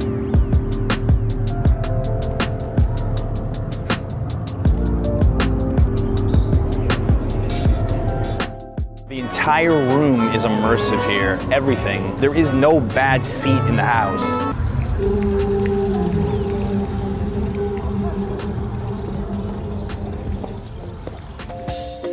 The research library on the 4th floor is open to the public, and they have more than 500,000 volumes and extensive collections of rare and unique natural science books, archives, photographs, moving images, art, a whole lot more. This is definitely a place that I can get behind. Need a little breather, long day of sightseeing, sit here, enjoy the views. It almost has an Alice in Wonderland feel to this room. The museum has millions of different objects. 3,000 of them are actually available on different floors as part of the collections. So you can see things like dinosaur fossils, camera equipment, anything to do with natural earth, science, all over, all included in your cost of admission. The Intrepid Museum. This spot has airplanes, it has a space shuttle, even has a submarine. Now we've just stepped onto the ship, and this is very different than your typical museum in New York City. This is living history all around you. I'm such a big history person, so I'm so excited to start this tour. So welcome on board, guys. We're currently right now on the ship on board the former USS Intrepid. The ship served the United States Navy for 31 years, from 1943 to 1974. And if you notice one thing when you step on board, it is that the ship is massive. So when we want to talk about features of the ship, we have to use models. We shrink the ship down and we can point things out. Behind me is our Grumman Avenger. This is the only aircraft that we have in our collection that served during the Second World War. The Avenger was a torpedo bomber. The torpedo bombers in general, they occupy a kind of unique position in aviation history. During the Second World War is arguably the only time that they were actually effective in use against an enemy combatant. Beneath the Avenger, you can see the torpedo that it carried. It was almost 2,000 pounds, quite heavy. And in order to deliver that torpedo into the side of an enemy ship, the pilots had to have nerves of steel. They had to fly very low to the waterline. They were very close to the enemy who were going to be shooting at them. And they had to fly very precisely to accurately deliver the torpedo. Another morale booster that the men had was the scorecard that they painted onto the ship during World War II, showing the success that the pilots had against the enemy, as well as the gunners on board the ship protecting it from enemy aircraft. How many museums give you this type of exercise where you're just going right up towards the deck, which is the most iconic part of the ship? Because, well, you'll see. Is this actually how the Combat Information Center was set up in the 1940s? To the best of our knowledge, we use photographs and things like that. The ship When it was decommissioned in 1974, they took a lot of pieces out of it, obviously. So we try to recreate things, and some things were left in situ, as we say. But yes, this is what the Combat Information Center looked like for the men who worked on it when the ship was in service. We made it to the deck. This is the most iconic, the most famous part of this ship. What can you say about it? So yeah, this is the flight deck. This is what makes an aircraft carrier an aircraft carrier. This is the airport part of the ship. It's almost 900 feet long, and this is where we store the heart of our aircraft collection, which you can see all around you behind me. The massive aircraft behind me is our F-14 Tomcat. If you're familiar with the movie Top Gun, this is the aircraft that they were flying in the movie. The F-14 was used by the Navy for almost 3 decades, from the late 70s into the early 2000s, and was really the workhorse of the fleet.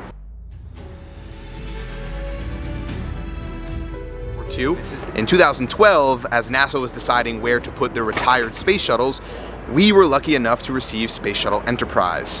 When it arrived here via barge, we craned it up to where we're about to see it, and we built the Space Shuttle Pavilion around it to exhibit it to you guys when you visit.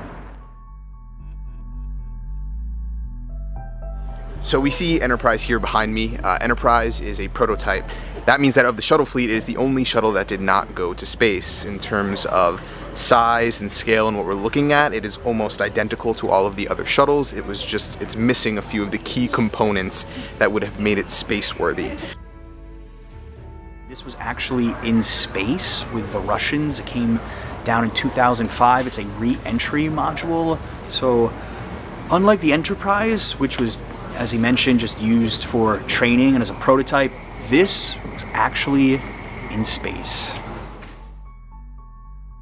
All right, guys, we are about to enter a Cold War nuclear submarine.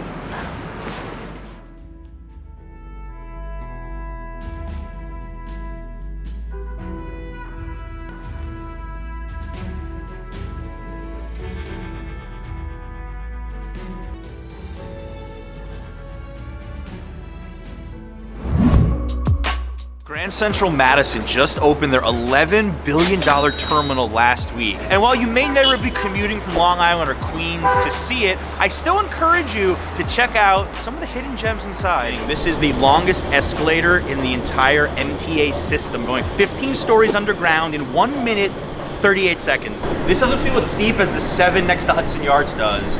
That feels a lot more vertigo-inducing.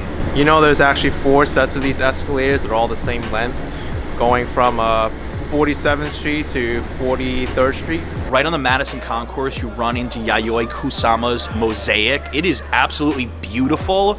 It's called A Message of Love, directly from my heart into the universe. And it's meant to evoke the themes of love, universe, and peace for all mankind. I don't even know what this is, but it reminds me of the vessel. It does, yeah.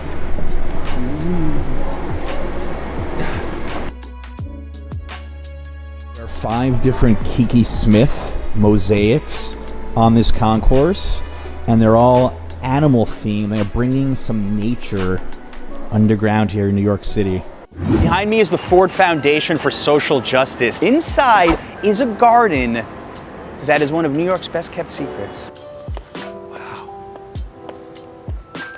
You hear like a pin drop in here.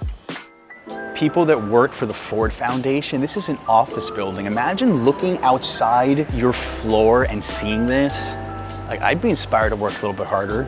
You know, the 2 giant glass walls and ceiling act as a large-scale greenhouse, which is creating literal tropical conditions for the plants all around me to thrive year-round. Here's a fun fact for you. Even real rainfall is collected on the roof and added to the steam condensation from inside to water the plants and fill the pools here. I mean, would you expect something like that in Midtown Manhattan?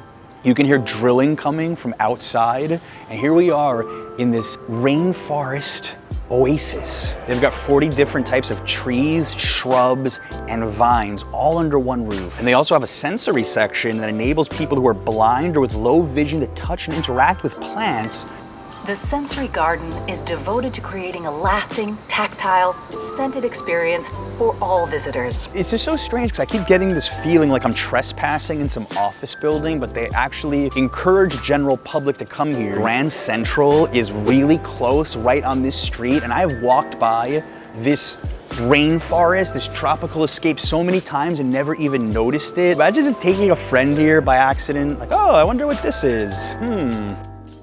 Anyone who ever told you you can't go hiking in New York City was lying to you.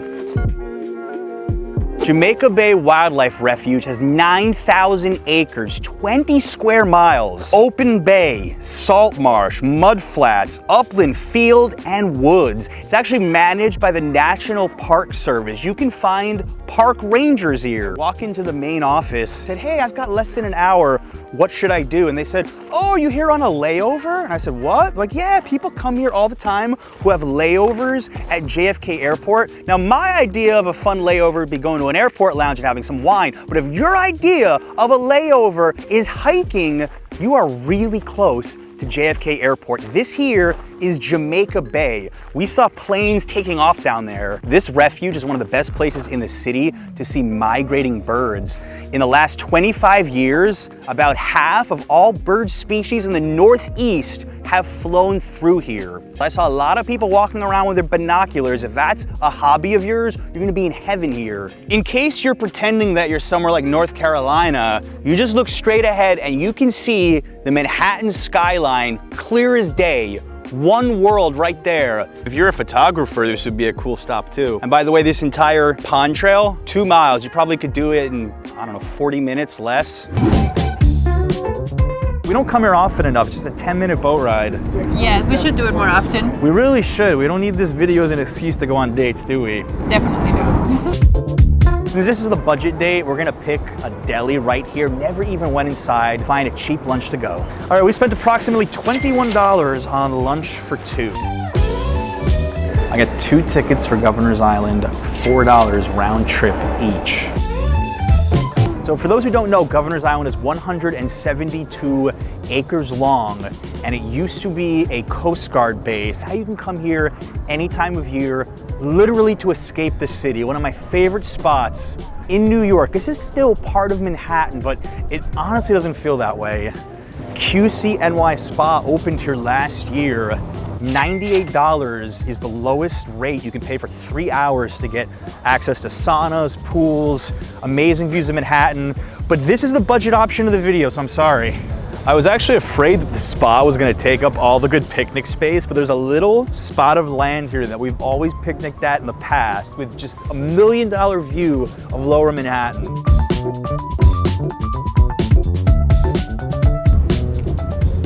This view never gets old. I'm amazed how few tourists even know about Governor's Island. I've lived in New York a dozen years, and even I need to film this right now. I have to admit, I like Lower Manhattan a lot more when I'm not in it, when I'm just observing it. I don't know if you can get a better view of Lower Manhattan than being front row here at Governor's Island, really. Front row. It's really nice because I feel most of the time I'm with the baby in the apartment, and if we go out, I'm so focused on the baby that I don't really get to enjoy the place where I live. And I know I shouldn't say this is such a mom comment, but I can't wait for our son to be able to come into these adventures with us. I can't wait till Alexander can ride a little tricycle here.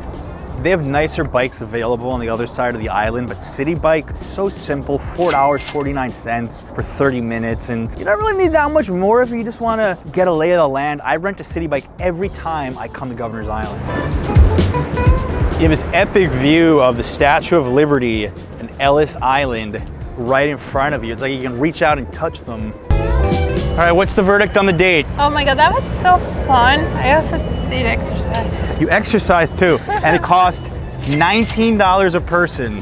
One of the top requests I've ever gotten on this channel was to do a helicopter tour, and I decided for this summer guide, I'm finally gonna check it off my New York City list. I've never been on a helicopter in my entire life, and why not a clear, beautiful summer day to experience it? Let's go.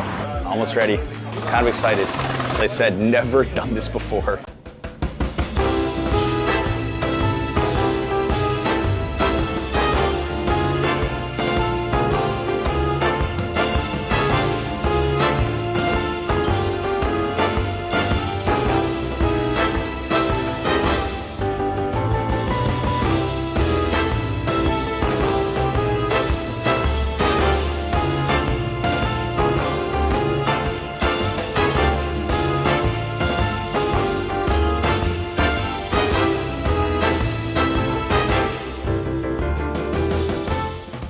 Wow, what an experience. I would use the word bucket list to describe that.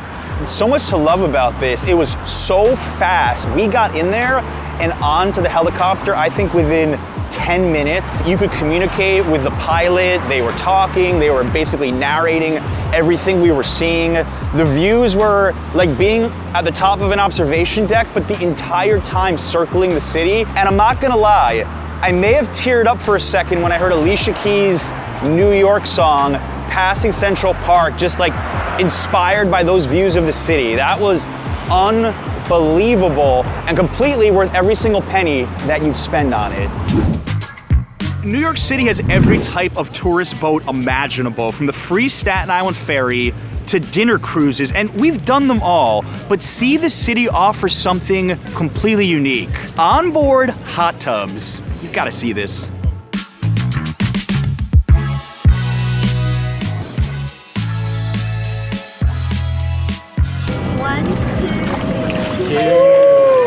Important rules. This is BYOB. Beer, wine, hard seltzers are cool. Champagne, no hard liquor. Don't put any videos of my love handles out there. I think this is super cool with a group of friends, and the weather is perfect, and you have that amazing view right there. You can connect directly to their Bluetooth, play whatever music you want. It's pretty sweet, actually, how they set this up. I have to say, I've seen the Statue of Liberty, like every way, shape, and form on boats going on the Hudson River before, and this is by far the most interesting and, dare I say, maybe the coolest way to see it, in a hot tub.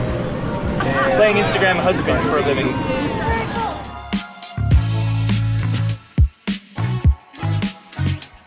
These are really nice hot tubs too. We got the bubbles on right now, we got the lights on, we booked the sunset tour. That view is insane. That's like the most unobstructed view ever. I think it's worth every second.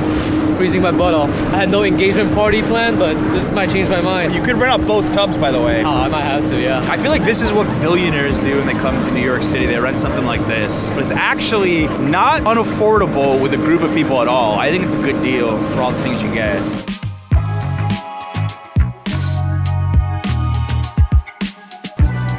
The customer service here, the staff are so friendly. They're pouring our drinks, seeing how we are, showing us how to run the music, how to run the tubs.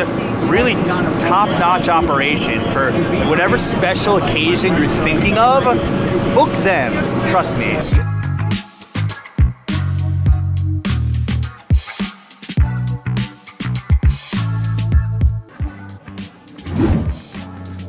So if hot tubs aren't your thing, there's another way to explore the Big Apple by e-bike. And NYC Adventure E-Bike Tours has a special tour that nobody else does that you need to experience at least once. All right, so we're gonna do something really fun today, something unique and something that nobody else does in the city. We are gonna go on an e-bike tour and cross all the iconic bridges in the city. Go through some local neighborhoods, and then we're gonna kind of go up the Hudson River Greenway, parallel to the Hudson River, back uptown. All right, New York City, here we go. This is really cool. Whatever Rick says, there is an intercom. We can communicate back and forth wirelessly through the helmet. Just watch out for the crazy drivers and people walking into the street without looking.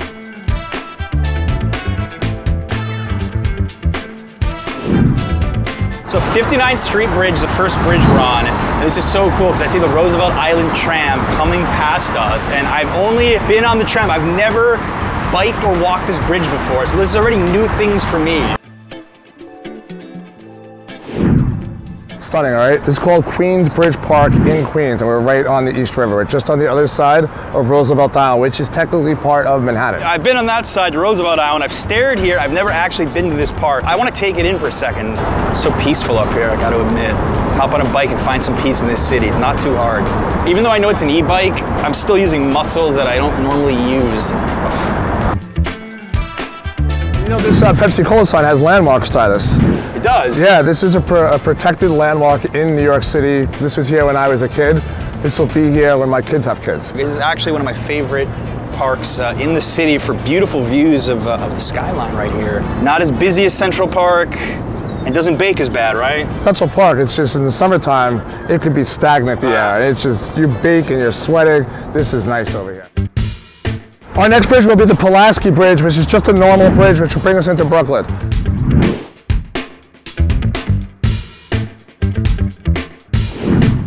Rick just showed me a hidden gem mini golf course on the East River here in Williamsburg. I'm gonna have to put this in a hidden gems video or a Williamsburg guide in the future. Thank you for this. I like that. See, I'm learning a lot today. I have to say, I don't know if we could have seen so much in one day if we weren't on bike. I would not want to drive to all of this or even take the subway to all of these spots. Biking's perfect. Oh, that is nice. That's so nice.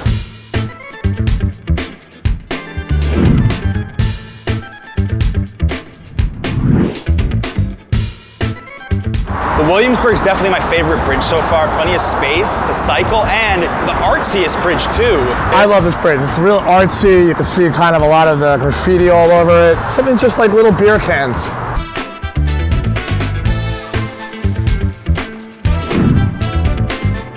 Say it's moments like this that I'm glad we have an e-bike. Finish line is nearing and I should be super tired, but I'm actually okay. E-biking is the best way to explore the city. Yeah. This bridge will bring us into Dumbo, down under the Manhattan Bridge overpass. What's crazy is I normally take that bridge back home to Brooklyn and I never stare at the cyclists. Now I'm gonna be paying more attention to them. I get it.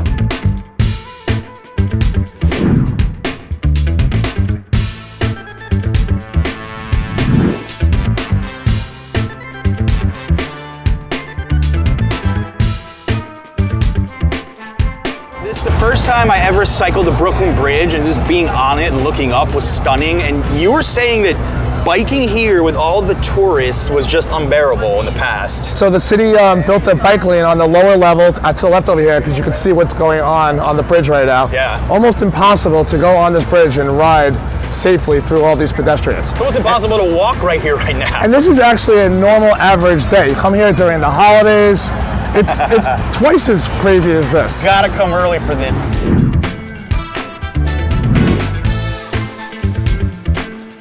I was honestly a little hesitant about biking through the city, but I have to say that Rick just being in my ear the whole time really made it fly by, put me at ease, and I can tell people I've biked like the most iconic bridges in New York. So if you want a way to see 3 boroughs in a day and see more of local New York City, you gotta book this tour. This is one of New York's most romantic streets that most people never heard of, Love Lane, and you are not very far from the Brooklyn Bridge. Now, there's a lot of theories to how this street got its name. The Daily News said it was a popular spot to make out in the 1880s, where men would park their carriages before dropping their girlfriends off at the all-girls school around the corner. All right, ready? 3, 2, 1.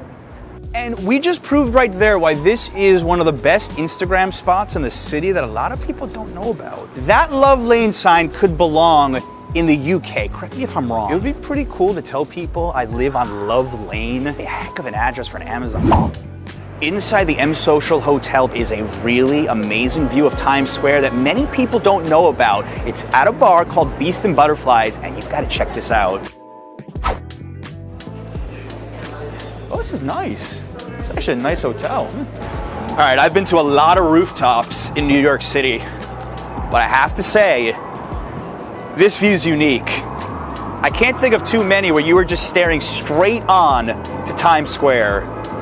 And you have all that noise, all that hustle and bustle, and we're sort of away from it. We're protected from it, but we can hear it. It's kind of like being at Top of the Rock, but at a bar. Let me find it. Oh, there's Times Square. Okay, that's a lot of people. I see it. I have to say the stereotype at hotel bars isn't always the best quality cocktails. Broadway Breeze right here. Wow, this is actually very good. This is whiskey based with Oktoberfest beer in it. If you want to have one of those surreal, I'm actually in New York City moments, stand right here with a drink. Or many drinks. They just opened up the entire kitchen for us. This is actually really good, wow. If you come up here and you like beer, I'm gonna get a little fancier, lobster roll, oh yeah. I wasn't actually expecting this to be so good. This is my job, to hang out on a rooftop bar, eating lobster rolls, looking at Times Square. I should have put this when I was in 3rd grade. Like, this is the career I want.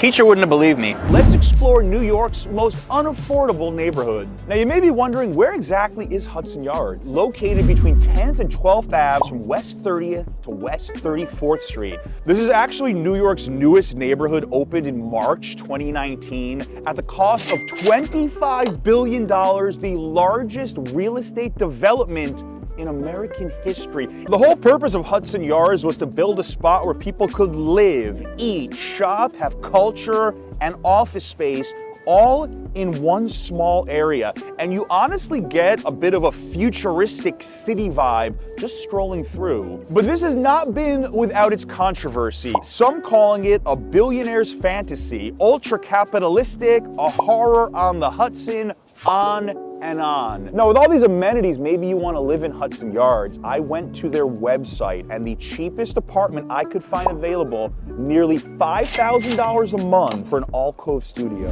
Not only does Hudson Yards have an Equinox gym, New York's most expensive at $260 a month, but they also have the world's only Equinox hotel, full with a spa, 60,000 square foot fitness center, and rooms starting at over $700 a night. Probably the centerpiece of Hudson Yards, right behind me, the Vessel, $200 million art piece designed by British architect Thomas Heatherwick. And very sadly, it has been closed, at least for climbing up, for over a year due to a rash of suicides. But you can still go inside to take photos, which is something many tourists are doing right now. The shops at Hudson Yards, well, this probably won't surprise you, but it's one of the most expensive malls in the United States. We've got brands like Louis Vuitton, Cartier, Rolex. Now, I don't know how many of the tourists can afford some of these shops, but I will say during the holiday season, just coming to the mall is worth the trip. They get decked out like no other. Dior, Fendi, Rolex. I feel like my net worth is going up just walking around this mall. Ben, you gonna do some holiday shopping here? Maybe if I had a sugar mama, Amazing Ben 25, link in the description. Can I do that? I don't know, man, I don't know. All right, not every shop here is some high-end designer brand. Uniqlo, pretty affordable.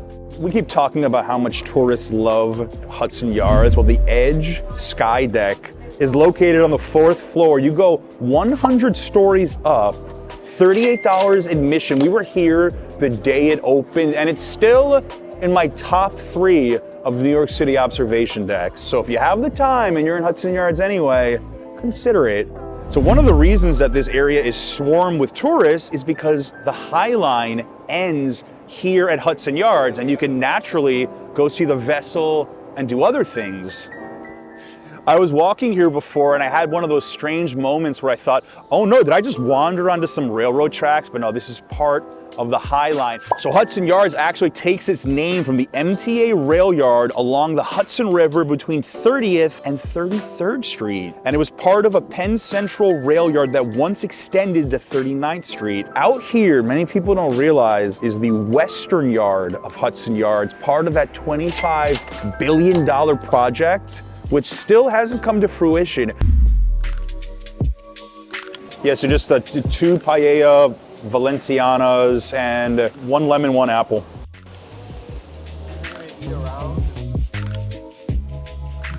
Thank you.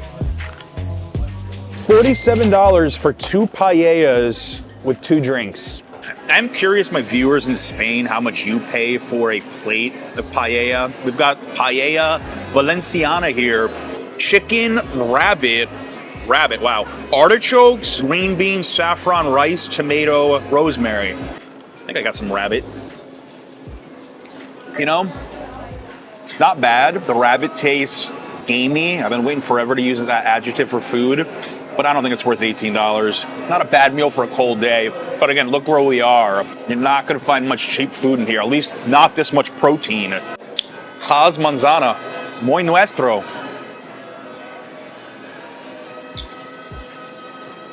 Okay, this I like. I spent some months in Spain, never tried this before.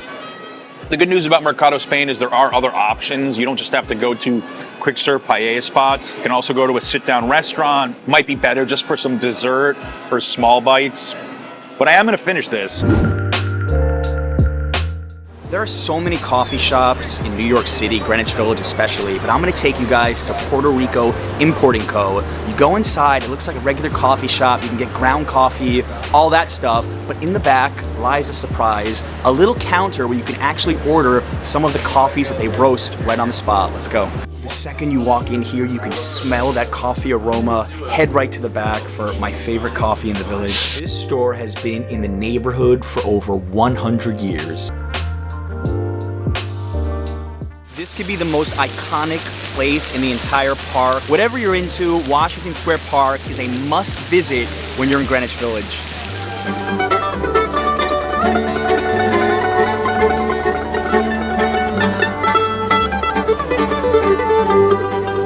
On the topic of live music here, some of the bands that perform in the park actually play at the local spots here, and they just come here to make extra money and sell CDs. You could find some really, really talented artists just by walking around the park for a little while. What makes for the best slice in the city? The Nonna Maria, $3.50, has fresh mozzarella, basil, homemade marinara sauce, extra virgin olive oil, and we got a fresh pie. Guys, the secret to this slice is the Parmigiano Reggiano cheese. They spend over $1,000 a week importing it from Italy. It makes all the difference, trust me.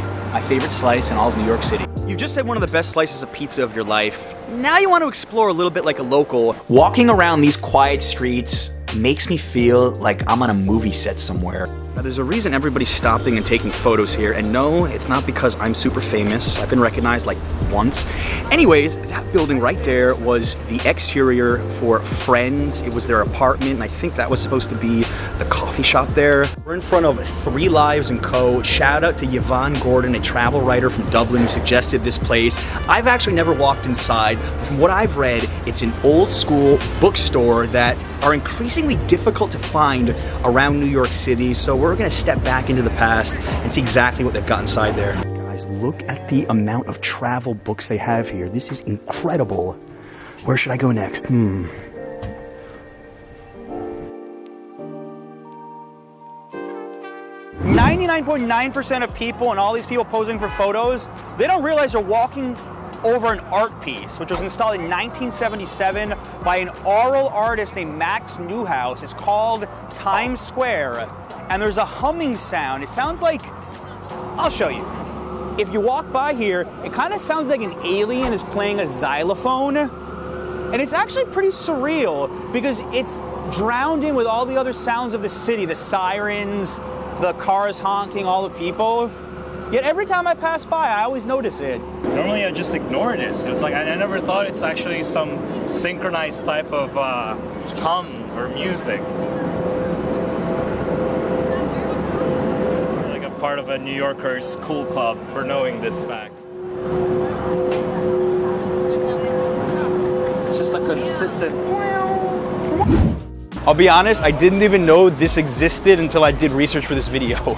You may have heard of 5th Ave, you may have heard of 6th Ave, but have you ever heard of 6.5 Avenue? This is the only fraction street in all of New York City. This is actually on Google Maps. It was given official signage back in 2012. But it's not just a sign, that would be cool enough. No, follow me. Corridors between the streets here. This reminds me of like Montreal and Toronto having those covered areas to get between blocks in the winter. I feel like this New York City insider, we're being chased by people and I'm like, follow me, we'll take 6.5 Ave. We need like a 4.5 Avenue, a 5.5 Avenue. This is amazing. Just strolling 6.5 Ave. You just walk under the train tracks here and bam, it's like you're in another world. It's like you're not in New York City anymore. Like ever since I was a kid, as soon as I step under those train tracks, it's like, look around you. Where are we? Is this New York? Is this even Queens? Back in the day, this was like all farmland, right? Because Brooklyn was a city. Queens was just farms. There was nothing out here. 1909, Queensboro Bridge opens up. The Long Island Railroad builds their tunnel under the East River. And you actually now have a commuter village. LIRR, 20 minutes or less to Midtown Manhattan. And right here, you made a cool point. Why does this street curve? Yeah, you see how the street curves right now? When they designed this, they wanted the streets to be peaceful and have like scenic beauty. And also, there's a practical reason, it slows down traffic. They don't want cars speeding through here like New Yorkers like to speed. Oh yeah. When I make my YouTube millions, I'm gonna move here. When people say that this looks British, there's actually some reason to that. Yeah, there's a really good reason. When they built this, they modeled it after a quaint English village with all the beautiful little Tudor homes and things like that. It was part of this movement of building garden communities. There was this British guy, Sir Ebenezer Howard, and he said, you know, if we build these beautiful little garden communities, we can let people de-stress, let them relax, let them have some parks and some nature, and that's going to sort of, I don't know, I guess calm people down. I mean, I'm feeling pretty calm. There is one little issue that everybody tells me about Forest Hills. It is the parking situation, because there's spots here, but you don't want to park there. See this guy, he's got a plaque, he's got a little piece of paper in the front of that car. Yeah. So that's giving him, he's probably a guest, he's visiting, they're giving him permission to be there, all right? If he doesn't have that, he's gonna come back and there's gonna be this big, gigantic yellow boot right here on the car, and it's gonna cost like $200 to get it off. All right, what should people know about the rules here about being here after dark? As soon as it hits like sundown, and I mean like exactly at sundown, they're gonna have a private security guard coming around here with a truck with flashing lights. Hey, what are you doing here? You gotta leave. This does give me some vibes of Fieldston in Riverdale. If you watch my richest neighborhood in the Bronx video, those homes are bigger, but what this area lacks in size more than makes up for in like the Tudor style architecture. Just like everywhere you look, 4 to 5 million would get you 3-4 bedrooms here, which, you know, compared to what you get in Manhattan, I think I might rather pay here than get some big apartment. Right. You can call this the Castle District. I come up with a lot of cool names for this. This is unbelievable. I really love this style. Maybe in another lifetime I was British, I don't know. They are crazy strict. Best friend from childhood, actually, his parents, they live around here. And we were sitting out front one time back in college, and this guy comes up to us and he's like, hey, is your father home? He says to my friend. And he's like, well, I'm from the Forest Hills Gardens Architectural Standards Committee or something like that. And, you know, by the way, your father widened his driveway by like 3 inches and he can't do that. Also, the color that he chose for the paint that went like in between the bricks or something really, really, really minor that you and I would like not even notice. If you make any alterations without express written permission from them, they will make you go in and at your own expense put it back. Which, I mean, I guess is a good thing, because if you could, they would have real estate developers come in here and just change everything. Check this one out right here. It looks like a castle. It actually has its own name, Granston Tower. You know you've hit it big when the houses have their own names. Another way you can tell you're in Forest Hills Gardens, the street signs. Check out the street lamps, right? Yeah. You don't see those anywhere in New York City, right? Those are the old British country village little street lamps. Behind me here is one of the most famous addresses in comic book history. 20 Ingram Street, Forest Hills Gardens, the house of Peter Parker. Crazy thing is, like back in the 70s, just totally coincidentally, a family named Parker actually did buy this house for a number of years. Forest Hills Stadium here, really famous in Queens for seeing live music, but you've got a little insider tip. If you can't afford the price of admission, you can still kind of enjoy the concert, right? Yeah, like one time I was here, Dolly Parton, right? I'm a huge Dolly fan, but $75, I didn't really want to spend $75. You can kind of just hang out right here and you hear pretty much everything. I've actually seen residents put chairs out here, believe it or not, to just like hear the music without paying anything. Adriana is obsessed with Prince Tea House right in Station Square if you need something to do after you walk around. For all my true crime fans out there, there's a little dark New York history that happened here, right? Yeah, something pretty scary back on a cold winter's night back in 1977, believe it or not. Son of Sam, you may have heard of this guy, serial killer. So there's a car like right here in Station Square. This man and woman, they just came from seeing the movie Rocky. They're sitting in the car chatting, and shots ring out. Woman tragically is killed, she dies, and the guy somehow survives. It's like a sad irony for me because this area looks so magical, but you had one of the most famous murderers in New York City history was hanging out right here. True story, guys. I used to take the Staten Island ferry to work, so I have been on that boat so many times that I've probably taken it for granted, but it is one of the best free activities you can do on that first New York City trip. Located at the bottom of Manhattan, take the escalator up to the terminal. You're hitching a free 30-minute ride that has tons of photo opportunities built in. Grab a slice of pizza, board, and sit on the right side of the ship. You'll see why shortly.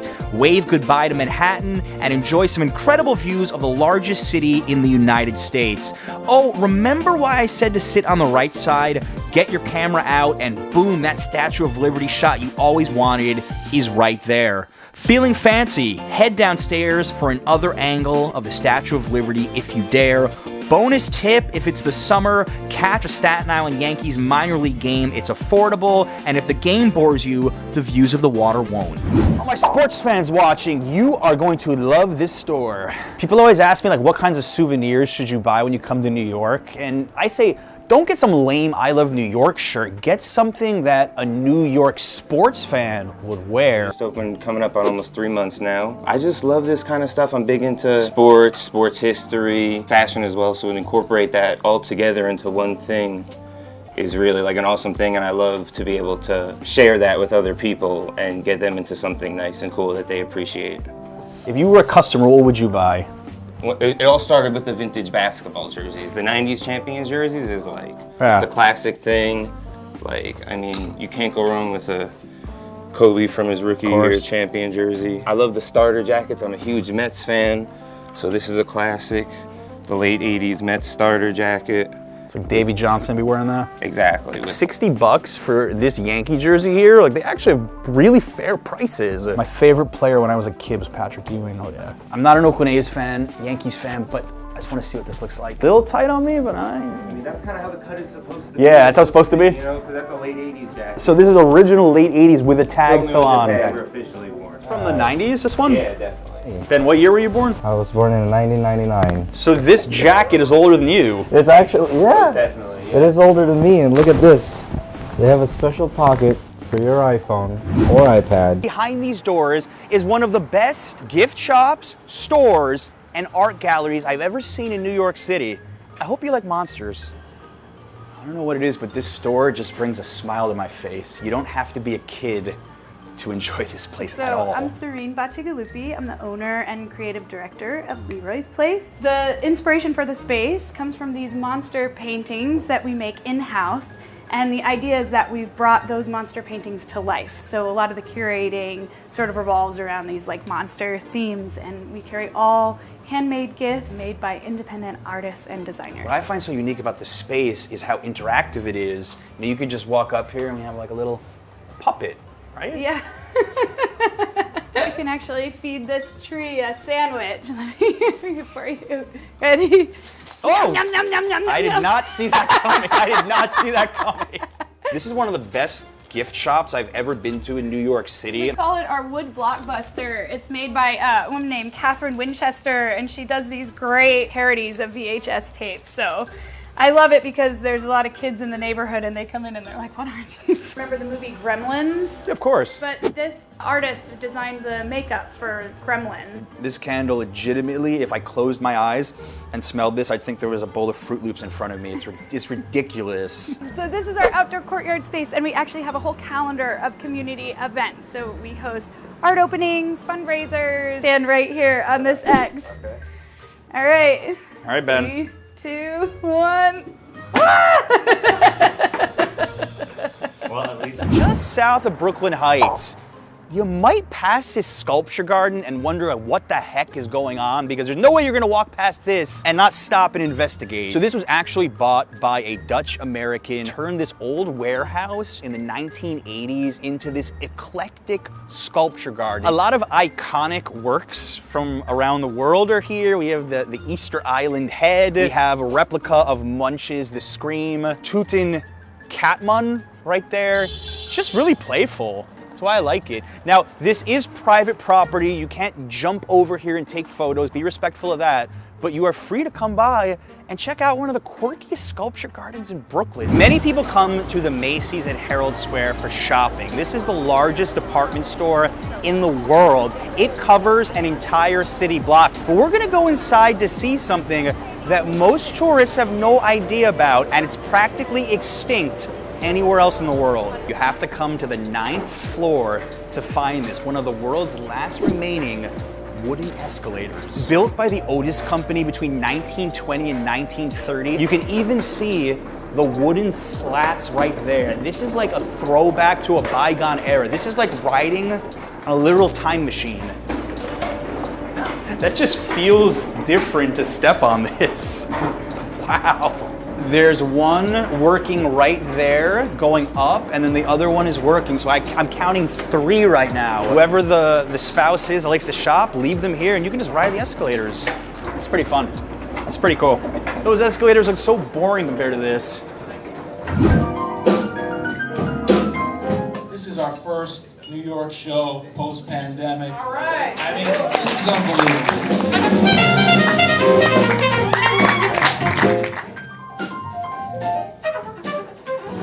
I don't have any reasons. I left them all behind. Oh, I'm in a New York state of mind. This man, ladies and gentlemen, Wow. This is where you look. I was just saying that this is like really indicative of what old like vaudeville theaters on Broadway used to be. It's not that large. Like the ceiling's really high. The proscenium, which is the archway over the theater, is really large, but the distance between the entrance and the theater is really small. So there wouldn't have been a lot of seats in here, but it's still really beautiful. You know your history, man. I gotta bring you on more of my tours. Guys, you can take an escalator up and literally be above where the theater was and stare out into the seats. It's incredible. So this is what I was talking about, where you could see the outside of the old theater, and this right here, you can see where the stairs were on the wall that led to the balcony seats. Obviously they removed them, but you can see it. Nice to meet you. Yeah, nice to see you. I watch a lot of your videos. Where are you from? Germany. Oh, how does this compare to down there? I think it's like better here. It's like higher here.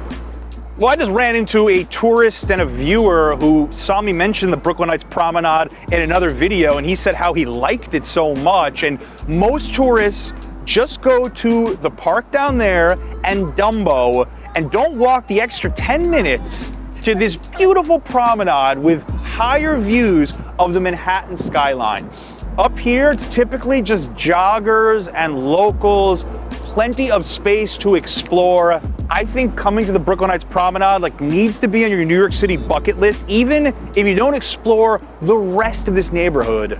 Brooklyn Heights is one of the oldest residential areas in the United States. A lot of it was built in the early 19th century by wealthy ship merchants who used to import goods from all over the world down there and lived in their big mansions up here.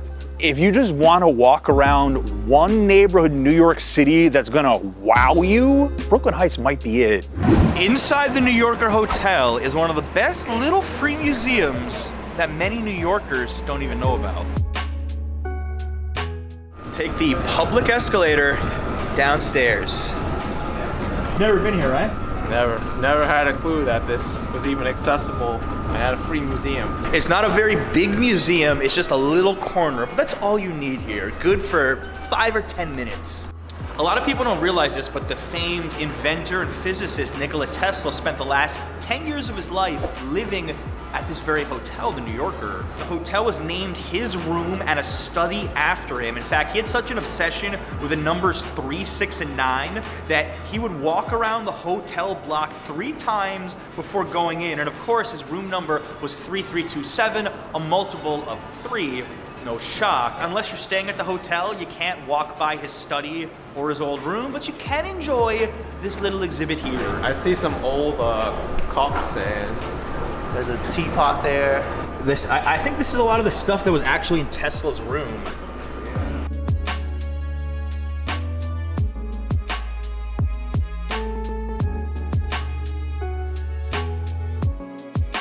Subway, the NQRW station right in Times Square, has some hidden ceramic artwork by a Bronx-based artist that most people never even pay attention to. And I personally have never seen it, so we're gonna discover it together. Let's go. So we have just walked in here. We're looking for the NQRW platform and this ceramic art. Do you feel like this is gonna be tough to find? Yes. Yeah.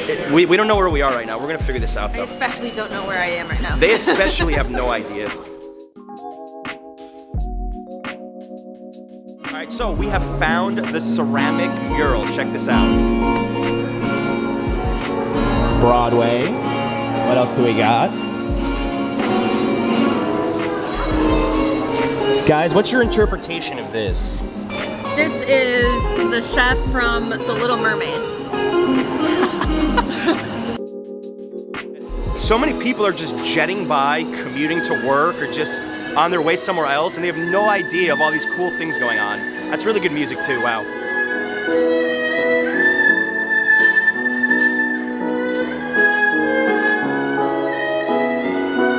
Most New Yorkers are living on what was once farmland, but those traditional farms of the past are almost all extinct in New York City, except for the Queens County Farm, which has 47 acres of sustainable land and tons of activities for families to do, especially in the fall. From Little Neck Parkway, if you were driving past this farm, you would have no idea what's beyond these gates. It is such a hidden gem. It feels like we're upstate somewhere. Different form of transportation in New York City. Queens County Farm Museum is the oldest farm in New York City and the largest. We have a great connection to the environment. We have livestock, we have 2 steer, we have alpaca, sheep, goats, hens. It's really a great place to get out and see nature, connect with the world, and have some fun. Like one escaped. And this is where, if you survive the amazing maze, where you end up after your journey. It's almost 3 football fields. Whoa. So walk carefully. I feel like I'm in the movie Field of Dreams right now. Adriana, I'm running late today. I got lost in a corn maze in Queens.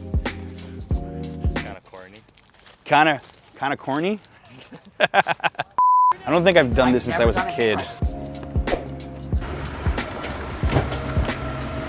Is this the only hayride in New York City, do you know? I think it is the only hayride in New York City. I'm gonna go with that.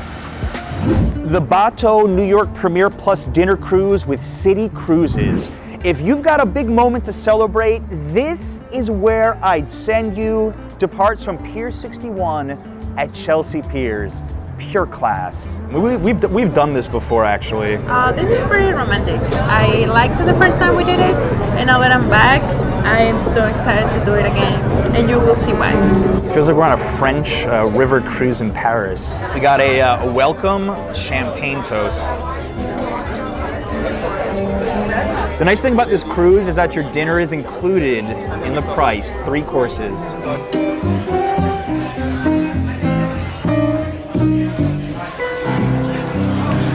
First course, caprese skewers, cherry tomatoes, mozzarella. Who needs a rooftop when you got views like that?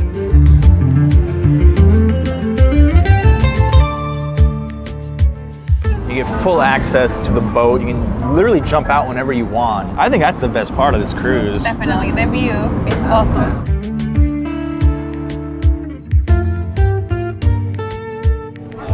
I got a crab soup. I feel like I'm at some fancy wedding right now. That's the vibe I got.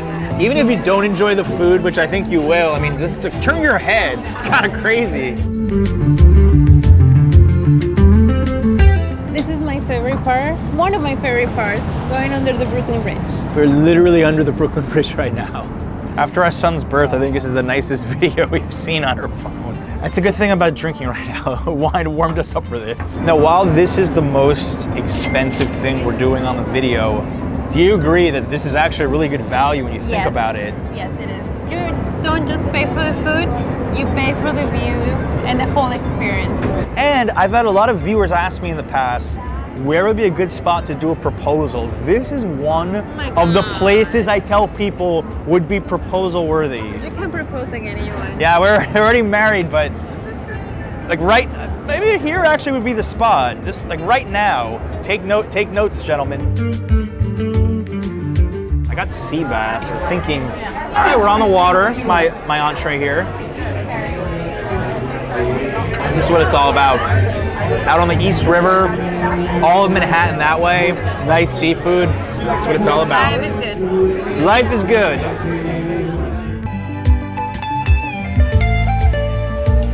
It would not be a complete dinner cruise without dessert. Statue of Liberty this late at night with not another boat in front of us is pretty surreal. I know. It's like we own. Beautiful. It's like we own New York City.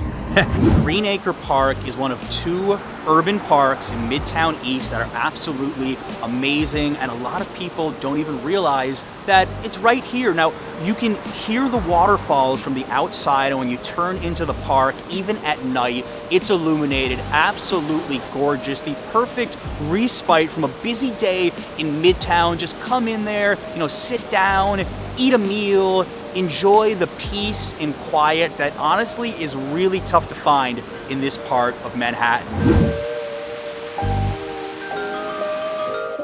So we just showed you Green Acre Park. This is Paley Park. It's a little bit more modest, doesn't quite feel like a Japanese garden like Green Acre does. It's considered a pocket park of New York City. It's just 20 feet, you go inside, huge waterfall, a lot of places to sit down, to relax. You can come at night, and it was named after William Paley, who was once the chairman of CBS. You might recognize that name. Behind me is the Payne Whitney Mansion. We're across the street from Central Park, and inside is the French Embassy. But we're gonna concentrate on 2 hidden gems inside. One is called the Venetian Room, and it's like stepping back into the Gilded Age of New York. It was created in the early 20th century and then sat dormant for a long time until it was restored and opened to the public in 2018. So if you step inside the French Embassy, peek your head into the Venetian Room and just stare at some splendor of New York City in the past. And of course, you've got to visit Albertine, located down the hallway, the only French language bookstore in New York City. They also have some English selections as well. Go to the 2nd floor and check out their celestial ceiling.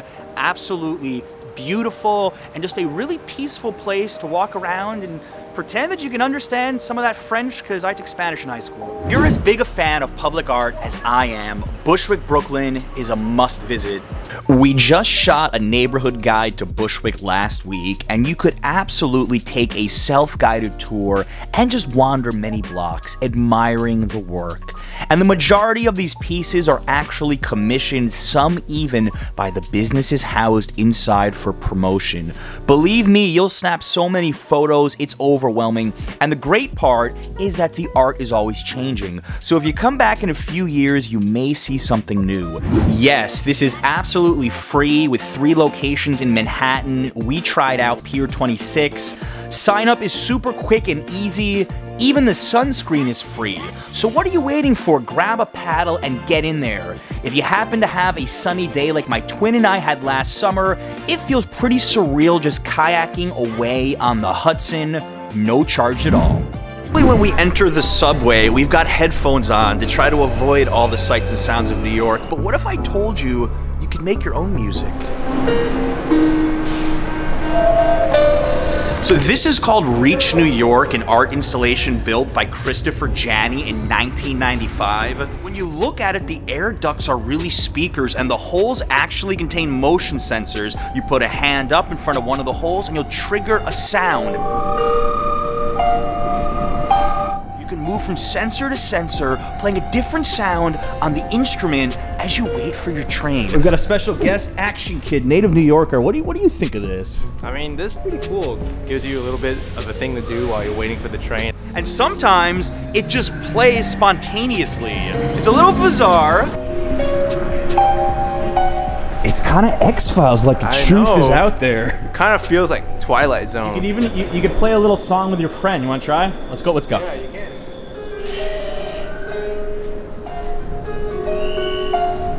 Watch out, the UFOs is gonna come get the UFO. Yeah. I'm telling you, yeah. He might have a point. Only in New York, man. Only in New York. There's a lot of alleys in New York that are hidden in plain sight, and Washington Mews, right next to Washington Square Park, is one of my favorites because it's open during the day and you can just walk through, and let's show you what's inside. It's called Washington Mews, Mews for stables. This was actually farmland, and this street was built in 1883 to house the horses, the stables right behind where people lived. And when you walk on this street, to me, it feels like you're just transported back to 19th century New York City, and there's so much history here. Number 9, right here, Jackson Pollock, the famous artist, spent a year of his life here from 1949 to 1950. You see the stone street right here, and you can just imagine horses galloping through. Now, there are other streets in New York City that still do look like this, but it's one of my favorites because I live right around here, and it's usually open, as I said, for pedestrians to walk on through and just get transported back in time for a little bit. It's the perfect place for a quick stroll. And one more thing, they actually had an apartment from here listed for rental in 2016 for the cheap sum of $30,000 a month. Yeah, I don't know if many of you out there can afford it, but right now it is leased by NYU and used for a lot of their different programs. It must be nearly 90 degrees right now, but the water temperature is amazing, probably like 70. And with the breeze coming from the water, I don't think there's too many better places you could be. This is definitely my beach of choice in New York. Hi, my name's Jing. It's my first time here at Rockaway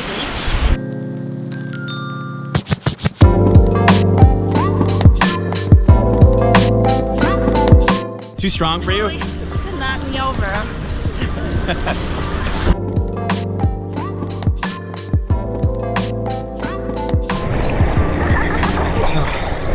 Water's so nice, guys. After swimming for 10 minutes in this water here, now we're just gonna chill on the sand, and then I'm gonna take you guys further down the boardwalk in this direction and show you a couple of really cool spots, including this burger joint that has amazing beer.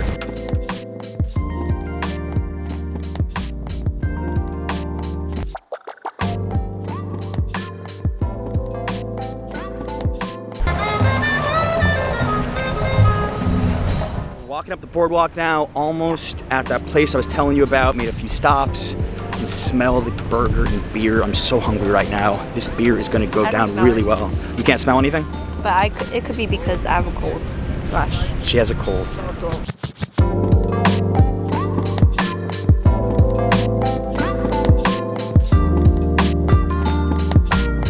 This is the Rockaway ESB. I think it's extra special bitter. I hope I'm not butchering that, but it's a bitter local beer, like the English style. Any chance? Famous burger with a ton of like special sauce right there. Very juicy, cooked medium well. Even after all this time coming here, this place still impresses me so much. They actually opened this up during special events, and you can see a perfect view of the One World Trade Center. This is pretty unique for New York City, having a mall built directly around all the subways. I like it, and it's actually really clean too. I know. I mean, it really reminds me of Asia. When I went to Taiwan, they had all these underground shopping malls connected to the subway station. It's futuristic. It doesn't feel like New York City. It feels more like Tokyo. I don't think I've actually ever really looked up crossing through here. It kind of feels like Epcot Center a little bit. And you said $1.3 billion to make this Fulton Center. Yes, $1.3 billion. It's an incredible sum of money. I've heard a lot of New Yorkers say it was a waste of money, but... Yeah, and you got a Shake Shack here, one of many now. One of many, yeah. So you can come and see where Ebbets Field used to be home of the Brooklyn Dodgers. Now, the Dodgers played their last game here in 1957. It was demolished. Ebbets Field, 1960. The Ebbets Field apartments were built all around me here. It pretty much takes up 2 blocks. This is where Ebbets Field home plate was, right here. This is the site where Jackie Robinson in 1947 broke the color barrier of baseball. This is one of the most significant moments in all of sports history, and here it is on the side of an apartment building. That is absolutely insane that you can stand where Jackie Robinson stood, right on a sidewalk. This history that people don't know or just don't pay attention to. Pier 26 on the Hudson River. This 2.5-acre park combines nature and incredible skyline view. So the story behind Pier 26 is they're trying to give this ecological feel to the new park here, and they have 5 different environmental types.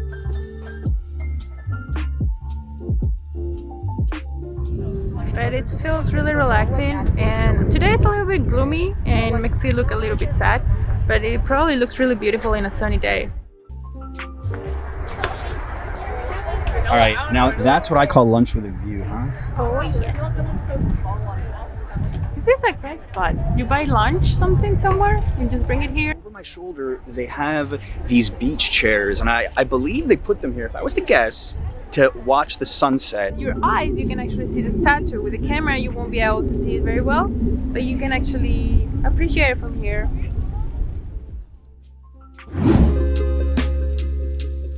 Right behind me and all around the York Street subway station is something called the DUMBO Walls, and this was created in 2012 by a couple of different artists. A lot of it has animal themes. You know, you see elephants, you see birds, you see some inspirational quotes. In my opinion, if you want to take some more unique photos than everybody else is taking with a view of the Manhattan Bridge, come here instead. It's going to be a lot better. Always be mindful of your ability to fly. That's a pretty deep statement there, folks. Very deep. You guys, as you can see right here, these are the original owls from 2012. Unfortunately, they're fading a little bit, but they're still some of my favorites. This area isn't well known even by many residents of New York City. It's a 1.5-mile stretch of land, an island connected to the Bronx proper, and it feels more like a New England seaside village. I've got an amazing guest today who was born and raised here. He's gonna be taking us around, showing us what it's like to be a local. It's gonna be a really good time. So we're gonna get on a boat, right? I work at a local yacht club. A lot of people belong to the yacht clubs out here. We're gonna hop on a boat. I'll show you some of the areas from the water. Great place to see it.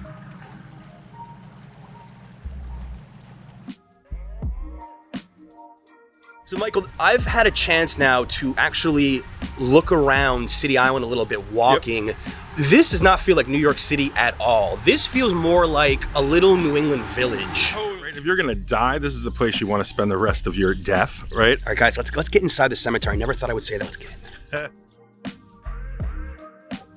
Yeah, so, you know, my father's buried here, so the blank spot next to it, you know where I'm going one day. You're going there. Going there. Another 100 years. Oh yeah, let's hope. And we have some beautiful houses, and this is one of the most beautiful houses on City Island.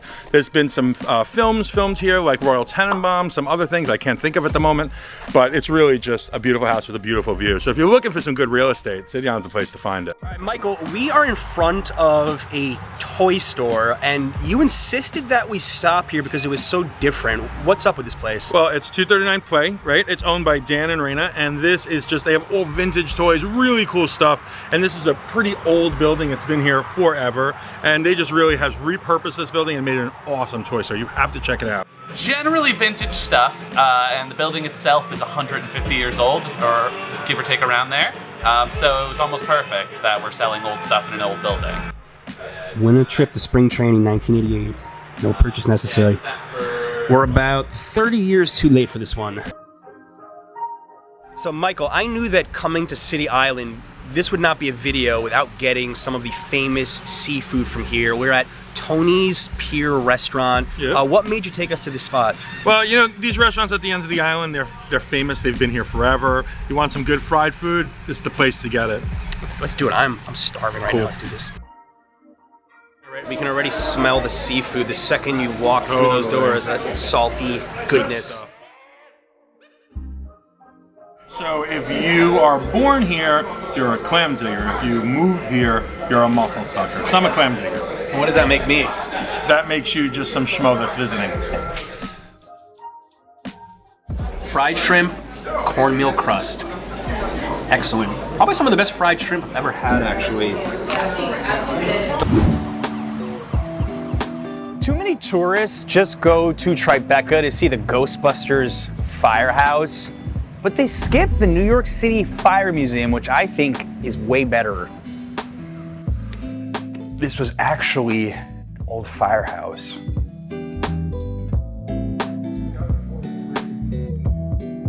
You know, with September 11th approaching, very important to pay your respects to all the firefighters who were lost on that horrible day right here.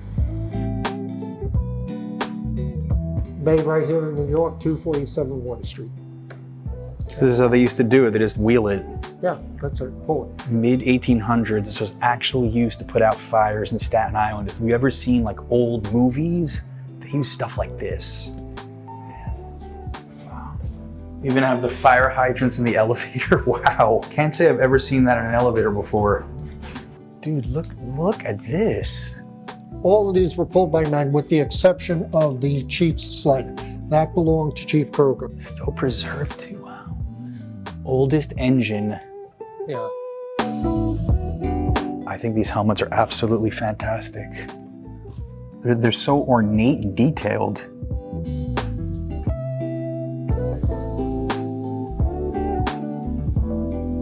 He was telling me that the one thing they're sure of from the original fire station here, because this used to be a fire station, are these stairs built in 1905. You are not going to find this very commonly in New York City. Admission is $10, and even if you don't want to come in, at least check out some of these amazing shirts and souvenirs right at their store. This alley behind me may look familiar to you because it's been featured in countless New York City movies and TV shows. It's called Cortlandt Alley between Canal and Franklin Streets. And a lot of people think that Manhattan is full of alleys like this, but actually they are really rare. Philly, Boston, sure, but Manhattan, nope, and that's why it's a favorite of TV and film directors. So if you want to look cool to your friends back home walking through a deserted alley in New York City, this is definitely the place for you.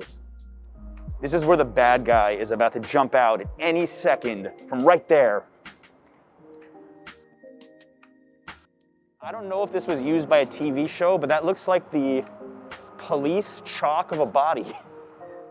The Strand Bookstore. This is really cool how it compiles little notes at the bottom. Bookworm's Paradise, an endless selection of books across multiple floors, including rare and ancient ones. Unlike Cafe Mogador, I have been to Strand many times. We could call this a tourist trap, but I'd also call it a locals trap because I love this place. I rarely come here and not buy something, and they even have a whole selection of cheap books outside. I've seen them as low as $1. Is like the best New York book section in the entire city. I can spend an hour just looking through this stuff. Actually, if you need a good New York City gift, come to the second floor of Strand. Pick one of these books. They even have little games too. I may have to buy this for my son, Alexander. Good night, New York City. Remember what I said about always buying something when I come to the Strand? Every time. The Museum of Street Art is in a place you'd least expect it. The inside of a hotel's staircase. Well, you'll have to see. We're at the Citizen M Hotel right here on Bowery, and the best part is this is absolutely free. Just have to go inside. Let's do it. It's 20 floors. That's what I heard. We're eating pizza after this, so we're gonna earn it.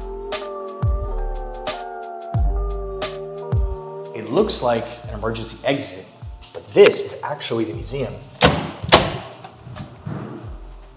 20 floors of street art coming up. Now, the big significance of this museum here is that all of the guys who did these murals were part of the original 5 Points, which was very famous in Queens, and they got shut down in 2013. So I think for a lot of native New Yorkers to see this being recreated somewhere different is very cool. If every apartment building had street art on the stairwells, I think walking down the stairs would be a lot more fun. I bet you most of the guests in this hotel have no idea that this is even a thing. I'm serious. This is a rare footage of John being an Instagram boyfriend. Yeah. Husband. Merchant's House Museum, a preserved 19th century home of a wealthy merchant family with intact interiors and exteriors. Let's see how the rich people lived in the 19th century. I've never heard of this place. That's right up my alley. Let's ring the bell. How are you? I'm John. Hi. So the New York Times has called us the most haunted house in New York. Ever since Gertrude Treadwell, the last resident of this house, died in the house. Apparitions have been reported, sounds, visual anomalies. Okay, we just learned something new. We're in the most haunted home in New York. $15 for a self-guided tour. You just scan these QR codes. And I'm already learning a lot. This is the only home preserved intact from the 19th century in all of New York City with the family's original furniture, decorative, and household objects, even their clothing and personal items. We're in the double parlor and they decorated this like Christmas in the 19th century. This is Eliza Treadwell's bedroom. Now back in the 19th century, husbands and wives had separate bedrooms. And I was told downstairs this is the most haunted room on the tour and I feel a little colder. Maybe it's just me, maybe something just came up on my neck and gave me goosebumps, but I just felt a little colder. Because this is New York's most haunted house, they have 24-hour cameras and footage going to try to capture any paranormal activity. And they even have the EMFs in here. If you ever watch like those ghost hunting shows, the servants' quarters are one more flight up. Of course, they get the 4th floor walk up. This is the most simple room of the tour, and apparently they had 4 Irish maidservants who were on call 24 hours a day. That's the little bell right there if they were ever called. Back-breaking work. Also, they have a beautiful garden in the backyard, which I think is worth the price of admission alone to the museum. I was a mailman in the 80s. I would open this thing, put the key in, put it back in, go inside, and you had slots in these apartments. What's amazing about this hidden gem, and it is residential, their apartments called Pomander Walk, is they modeled this after an old British play called Pomander Walk. So, and it looks like you're stepping into Europe in the middle of the Upper West Side. And amazingly, I've been in this area so many times and I've never actually passed here. There may be a way to get a tour of there, but I'm not aware how you would do it. So you can kind of peek your head through the fence. But your best bet of seeing what's behind this gate is just the surrounding buildings here, because they have the same architecture. Pretty on the outside, old on the inside. We are on the corner of Washington and Water Street, and this is the most famous Instagram photo in all of New York City. Now, I do think it's a big cliche. It's been done so many times, but I'm sure a lot of you out there want to know where you can take this picture, and I will say that it is a beautiful shot. You get the Manhattan Bridge framing the Empire State Building right in the center. Heck, there's even a guy here charging $1 to take your photo. I admire that New York City hustle. So if you want the picture, you know exactly where to go. Good karaoke, 2 different floors here.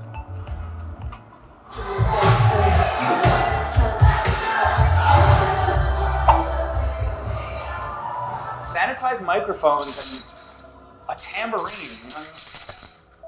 You usually see this in karaoke booths, yeah? All the time, yeah.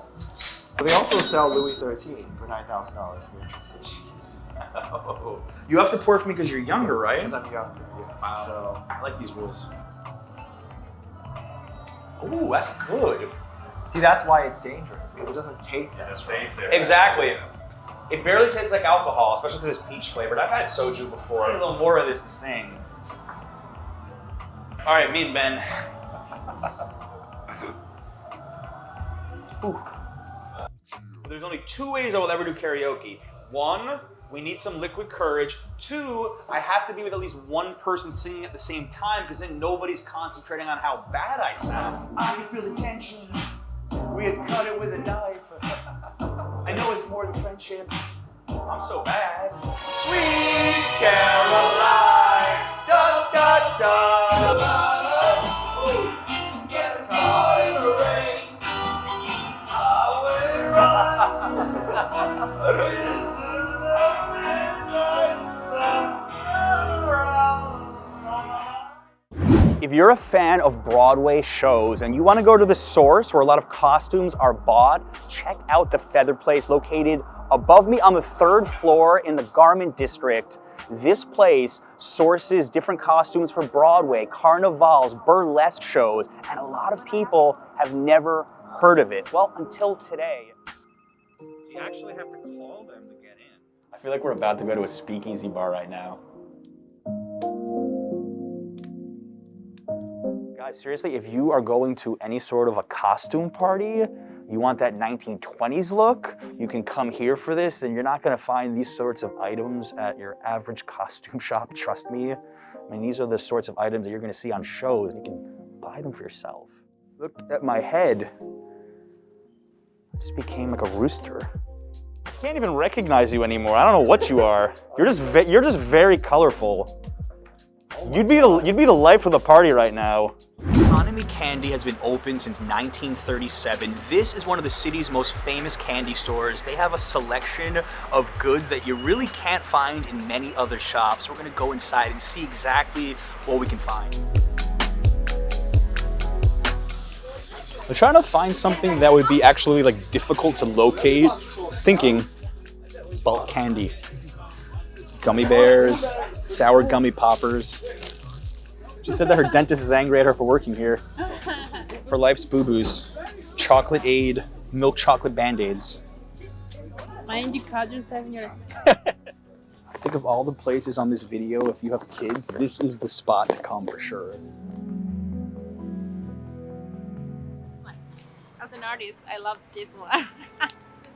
We are on Bedford Avenue right now, and if you've never been to Williamsburg before, this is a good place to start. Just take the L train to Bedford. I mean, you get right off the train, and you have all types of different shops around you. I know they call this like the hipster capital of New York City, and that's pretty much true. And yeah, this street can be expensive, but I still think it's worth walking by if you've never been here before. They've got bars, they've got restaurants, they have cute little gift shops, they have all sorts of clothing stores, different places to buy music. It's just a really nice spot to be if you don't have any particular plan in mind, if you just want to go explore Williamsburg. Starting at Bedford Avenue would be a really good decision, and there's also a lot of cool places to take pictures as well. Lunch at Italy. Do think this is worth checking out even though it is extremely touristy. It is another one of those spots like the Strand that I will go to every time I walk by just because of all cool Italian items inside. Looking for cool gifts, a cool place to snack,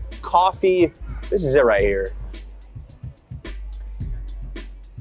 All the Italian chocolate your heart could possibly desire everywhere here. I feel like in every culture, these circular containers of cookies are a thing, and after a while, you don't put cookies in here, but something else. Maybe New York's largest selection of olive oil. 24-month Parmigiano Reggiano cheese. This is the missing ingredient in a lot of New York's best pizza. Never say no to free samples. That's a rule anywhere you go in the world. This is panettone and crema al pistacchio. Oh, cool. Thank you.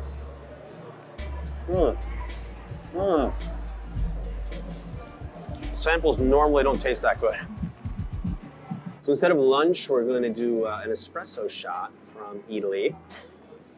It's almost impossible to find a seat in there, so as long as it's over like 40 degrees, I sit outside. Italy is, again, one of those rare spots that I do think is a bit of a tourist trap. The locals like it as well because it just got so much going on in there. Our next stop, I'm going to tell you exactly how to get here. You can take the subway to 181st Street or GPS to Plaza Lafayette, then find this overpass less than a block away. Follow me, I'll show you the rest of the way. We are going to follow this path until we get to the park. This way. Follow this path around, you can't miss it.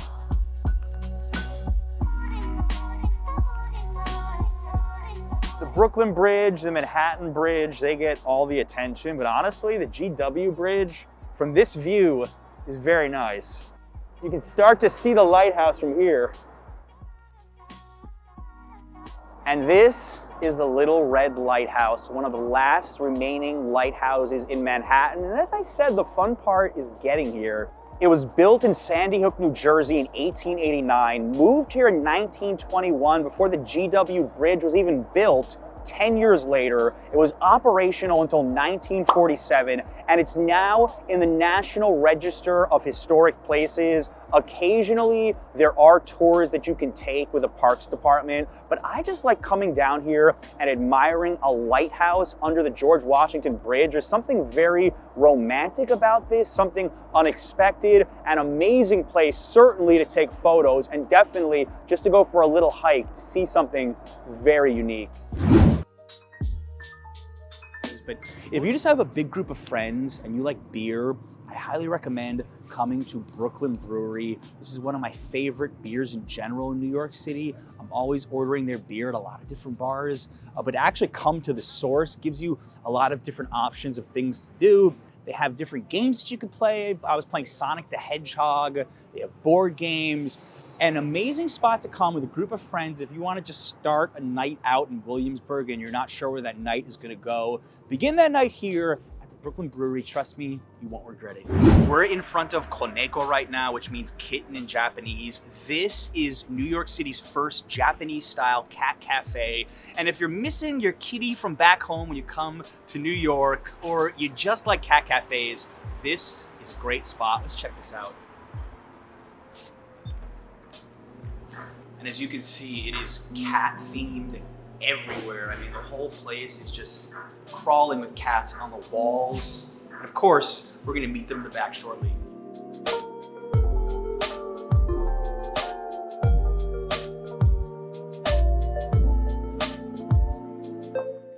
They even have their own entertainment system here.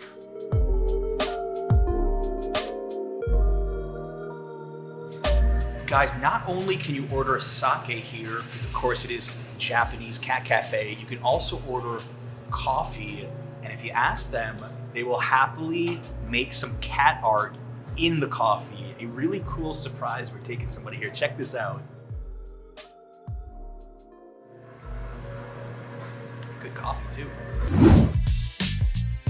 We're in front of Francis Tavern, which is the oldest bar in New York City, built before the Revolutionary War. And upstairs is a museum that's a history lover's dream. You can tell a place is old if George Washington himself used to drink there. And while the bar is worth a trip as well, I'm going to tell you about the lesser known museum located upstairs. Adult admission is just $7 and you'll learn so much about the history of New York City. I highly recommend asking for a tour guide. Ours was super knowledgeable. This place is most famous for where George Washington delivered his farewell speech to the Continental Army in 1783, and the room hasn't changed much since then. But the other exhibits were equally as fascinating to a history buff like me. From amazing portraits, to a Martha Washington shoe, to a map of how New York City looked in the beginning. Prepare to be impressed. I love the room showcasing the evolution of the American flag, and there's even an interactive exhibit where you can put on an old wig and hat. Now that's what you call patriotism. Give the museum at least 1 hour. We're in front of the Tenement Museum right now, and this is one of New York City's most unique museums to visit. It's actually housed in 2 old tenement apartments in the Lower East Side, and it traces the history of immigration in New York City from the 1860s to the 1930s. Now, to get inside, you have to take a guided tour, and they are completely worth it. If you want to learn what it was like to move to New York City, if you were Italian, Irish, Asian, Latino, Jewish, this museum is all about their stories, and that's why I think it is such a great place to come, because you'll remember a lot more about stories than you'll ever remember about facts. Definitely put this spot on your list. Many people just walk along the water, but I'm going to encourage you to explore more. There's beautiful nature here, lots of different paths. Then you can walk a little bit further. You can find free kayaking in the summer, basketball courts, even better views than you thought if you just go a little bit further. So I think that Brooklyn Bridge Park is one of the most underrated parks in New York City. Don't just walk it a little bit near the bridge. Continue on. Trust me, it's worth it. The Urban Jungle. This one's my favorite. I should have wore this to my wedding. Huh? Like a lot of people just thought to themselves, I'm going to give away my old high school varsity jacket. Look how many rows of this there are. Country Peddlers of America. Oh, okay. This is like one of those like Tommy Hilfiger jackets from '98. Nah, that's newer. You think so? $25, that's pretty good. Does it come with those? It came with the hand things? Yeah. Wait, so you see this? What it comes with? Oh, nice. ¿Cuánto es? 35. $35? Okay. If you're in New York and you're in an absolute pinch for a suit, come here. Look, $10. $15. Pants and suit. These aren't for fashion. These are like serious. I'm going out into the Arctic. I need some warm pants. Because look at that. These are made for like work. So we're gonna get these for John. Fortunately, I didn't buy any clothes. They just didn't fit me well. We did buy the rug. Jacob got the Also a rug. Yeah. What did you get? Show A us. skirt and a jacket. Okay, we're going to one more thrift store that we like, and I'm hoping I can find a shirt to buy. Something, anything. La Pointe Value is the name. So this place is more of like it is like a traditional thrift store where it's just a lot of everything. The stuff's not curated for like younger people. Pretty nice for $15. This is kind of a this on. Oh, I kind of like this shirt. Check this out. It's large, a little big for me though. It's like straight out of a Jimmy Buffett concert. Too big. I actually, if this was smaller, I probably would have bought this. I really like it. Yeah, it's a little big. It's a little. Shock Torres. If you're into chocolate, this is the place for you. And on a cold winter's day, you gotta try the hot chocolate. That's exactly what we're about to get.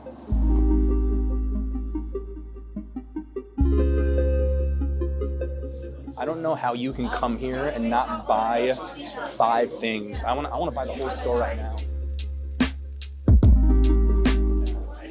Winner. $4 for a Valentine lollipop. This is the kind of place that makes you want to ruin dinner early.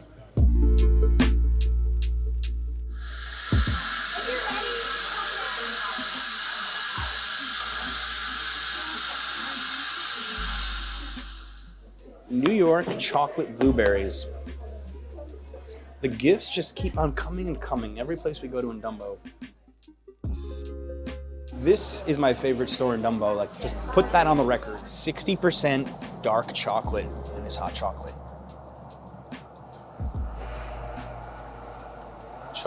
No, we gotta do it again. I saw that coming. Okay.